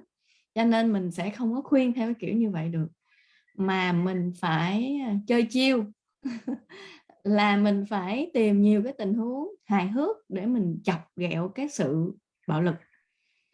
Ví dụ như là nếu mình đi ra đường mà có ai vượt đèn đỏ thì mình sẽ biểu ông chồng là phải đuổi theo đánh thằng đó. Thế ông chồng nói bà nghĩ sao vậy, bà nghĩ tôi bị khùng hả, sao đi ra đường suối tôi đánh nó? Thì con ở nhà phạm luật mình đánh, và mình ra đường mình thấy người ta phạm luật mình không dám đánh, là chỉ vì con mình nó nhỏ mình đánh nó không đánh lại. Mà mình ra đường mình đánh thằng kia, mình thấy cái người nào càng to cao mình xúi, cái chồng mình sợ người đó đánh lại, cái mình đã thấy chưa, đâu có phải là bảo vệ công lý đâu, mà tại nhát nè, thấy ông này bự không dám đánh lại nè. Thì mình phải làm những cái tình huống hài hước, nó có một cái sự gợi ý rằng thật ra mình đánh con mình là bởi vì mình thấy nó nhỏ, mình ăn hiếp nó thôi. Và còn có những cái tình huống khác nữa mà mình sẽ hài hước hóa nó đi, chứ mình đừng có một cách nghiêm túc cãi nhau với chồng, hay là cứ đi theo lèo nhèo đòi hỏi chồng là không được bạo lực với con ha. Tại vì khi mình nói trực tiếp nó sẽ phản tác dụng, khi mình nói tránh qua những cái tình huống hài hước thì nó sẽ, thầy nói là nghe thì có vẻ là giỡn giỡn vậy nhưng mà nó sẽ có tác dụng hơn. Các bạn nghĩ sao? Hay quá thầy. Yeah, that's very interesting suggestions. Very interesting solution.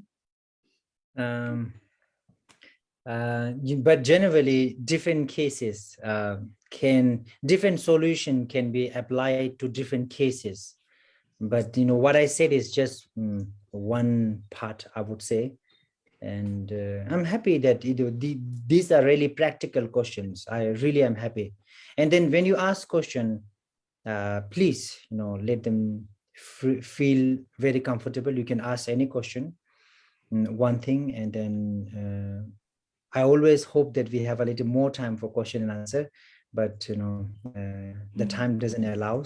I'll try to make the points a bit shorter from the next time, so that we have a little more time for question and answer, perhaps. Or maybe if the section is too long, then we can also think of a solution. But I really am happy to talk about these points, because these are really very important. Because generally in this world, people focus so much on external things and totally neglect the inner values. And from where we can have the real happiness in this world. So very happy to have this section. And thank you very much for organizing, for translating, and also for joining, because everything makes it possible. So I would like to thank each and everyone who is involved here. And with this, I would like to conclude. I'm meeting some people right now. So I will say bye to all of you, and then see you next week. The topic you all can discuss, and you can just let me know the topic anytime. I would be happy with any topic. So with this, I would like to leave, and thank you very much to all of you. Very happy to see you. Mọi người mình ở lại trong Zoom một chút xíu ha. Thầy có việc, thầy phải thầy có khách phải tiếp, cho nên là thầy tạm biệt, thầy rời đi trước. Rồi, thank you Lama. See you next week. See you. Chúng ta sẽ tiếp tục một chút cái phần thầy nói cuối, và mình dịch nốt và có thể một vài điều giữa nhóm mình với nhau. Thầy nói là cái việc mà thầy nói là suối á, bạo lực á, để mà nhận ra bạo lực thì cũng phải tùy tình huống, tùy lúc nha. Cũng tùy như thầy nói là đấy, ở nhà đánh con mà ra đường đấy, thế là cái là phạm luật kìa, xảy ra đi, đánh nó đi, mắng nó đi, thì thầy nói là để như thế là có dám không, hay là có giỏi thì đánh mấy người cao to để, chứ đừng có bắt nạt đứa nhỏ, đúng không? Nhưng mà tùy tình huống, nếu một lúc ông chồng mà đang giận thì đừng có xúi thêm nữa ha. Và ở đây thì thầy rất là mong là những cái buổi của chúng ta có những cái câu hỏi cụ thể, thực tế, như là cái câu hỏi vừa rồi, như cái tình huống như vậy. Và thầy luôn luôn mong rằng cái buổi của mình có nhiều giờ hỏi đáp hơn, và lần sau nữa thì thầy sẽ cố gắng là nói những cái điểm bài giảng của thầy cô động hơn nữa, để dành được nhiều thời gian cho các bạn hỏi đáp hơn nữa. Và trong khi thì rất là nhiều người đang theo đuổi cái thế giới vật chất bận rộn bên ngoài, ít người quan tâm đến phát triển nội tâm, thì các bạn ở đây đã cùng hiện diện để mà chúng ta phát triển nội tâm, thì đó là một điều đáng quý. Cho nên là thầy rất vui được tiếp tục đồng hành với cả nhà mình. Cảm ơn phụng sự dịch thuật của thầy Phù Vân Tử, và cảm ơn sự hiện diện của các bạn. Bây giờ mình có thể chọn đề tài cho tuần sau, và cô sẽ gửi đề tài đến thầy, và thầy sẵn sàng với bất cứ đề tài nào mà chúng ta đưa ra. Thầy Phù Vân Tử có ý kiến gì ạ? Để cho mọi người lần này, để mọi người lựa chọn đi. Em thì nhiều chủ đề lắm. Đâu phải mà tôi tóc nó cứ chọc cũng mắt ấy, chưa có thời gian đi cắt tóc, nên là phải đội mũ, chắc là phải mai mới đi cắt tóc được. Thì có thể là mình vẫn trên cái chuỗi là rèn luyện nội tâm đi ạ. Thì hôm bữa thầy nói là rèn luyện nội tâm vẫn còn có nhiều cái chủ đề nhỏ trong đó, như là mình chọn ra cái chủ đề là nóng giận, thì mình có muốn ví dụ như chọn những chủ đề trong tham lam, hay là sân si, hay là những cái gì mà độc hại cho nội tâm của mình đó, thì mình có thể tiếp nối một cái chuỗi để mình được học tiếp.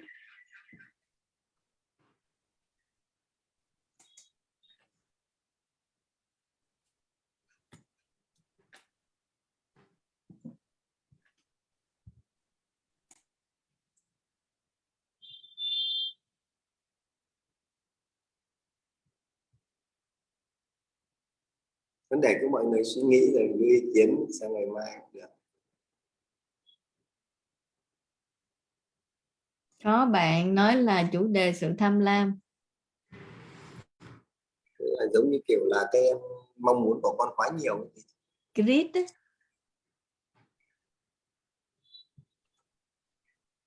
Greed cũng hay ha. Là cái cách nào mà để đúng rồi, tham lam, hoặc là làm sao để mà mình tiến hóa, tiến bộ, góp sức cho đời, vẫn có những cái cầu tiến phát triển, nhưng mà lại nhìn rõ để phân biệt nó với tham lam, đúng không các bạn? Phân biệt nó với tham lam mong cầu, chứ khi mình không tham lam mong cầu, mình lại bị quay vào ngộ nhận là mình không có cầu tiến, mình không phát triển.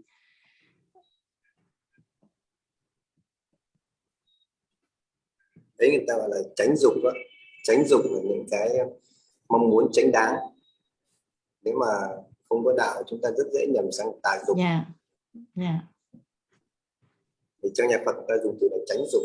Rồi nhờ thầy Phù Vân Tử brief cái nội dung này trở lại cho thầy Lama và đặt hàng cho tuần sau nha.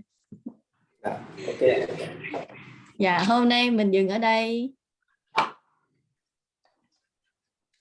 Chào cả nhà, hôm nay mình cũng chưa kịp chụp hình, thầy đã rời Zoom rồi.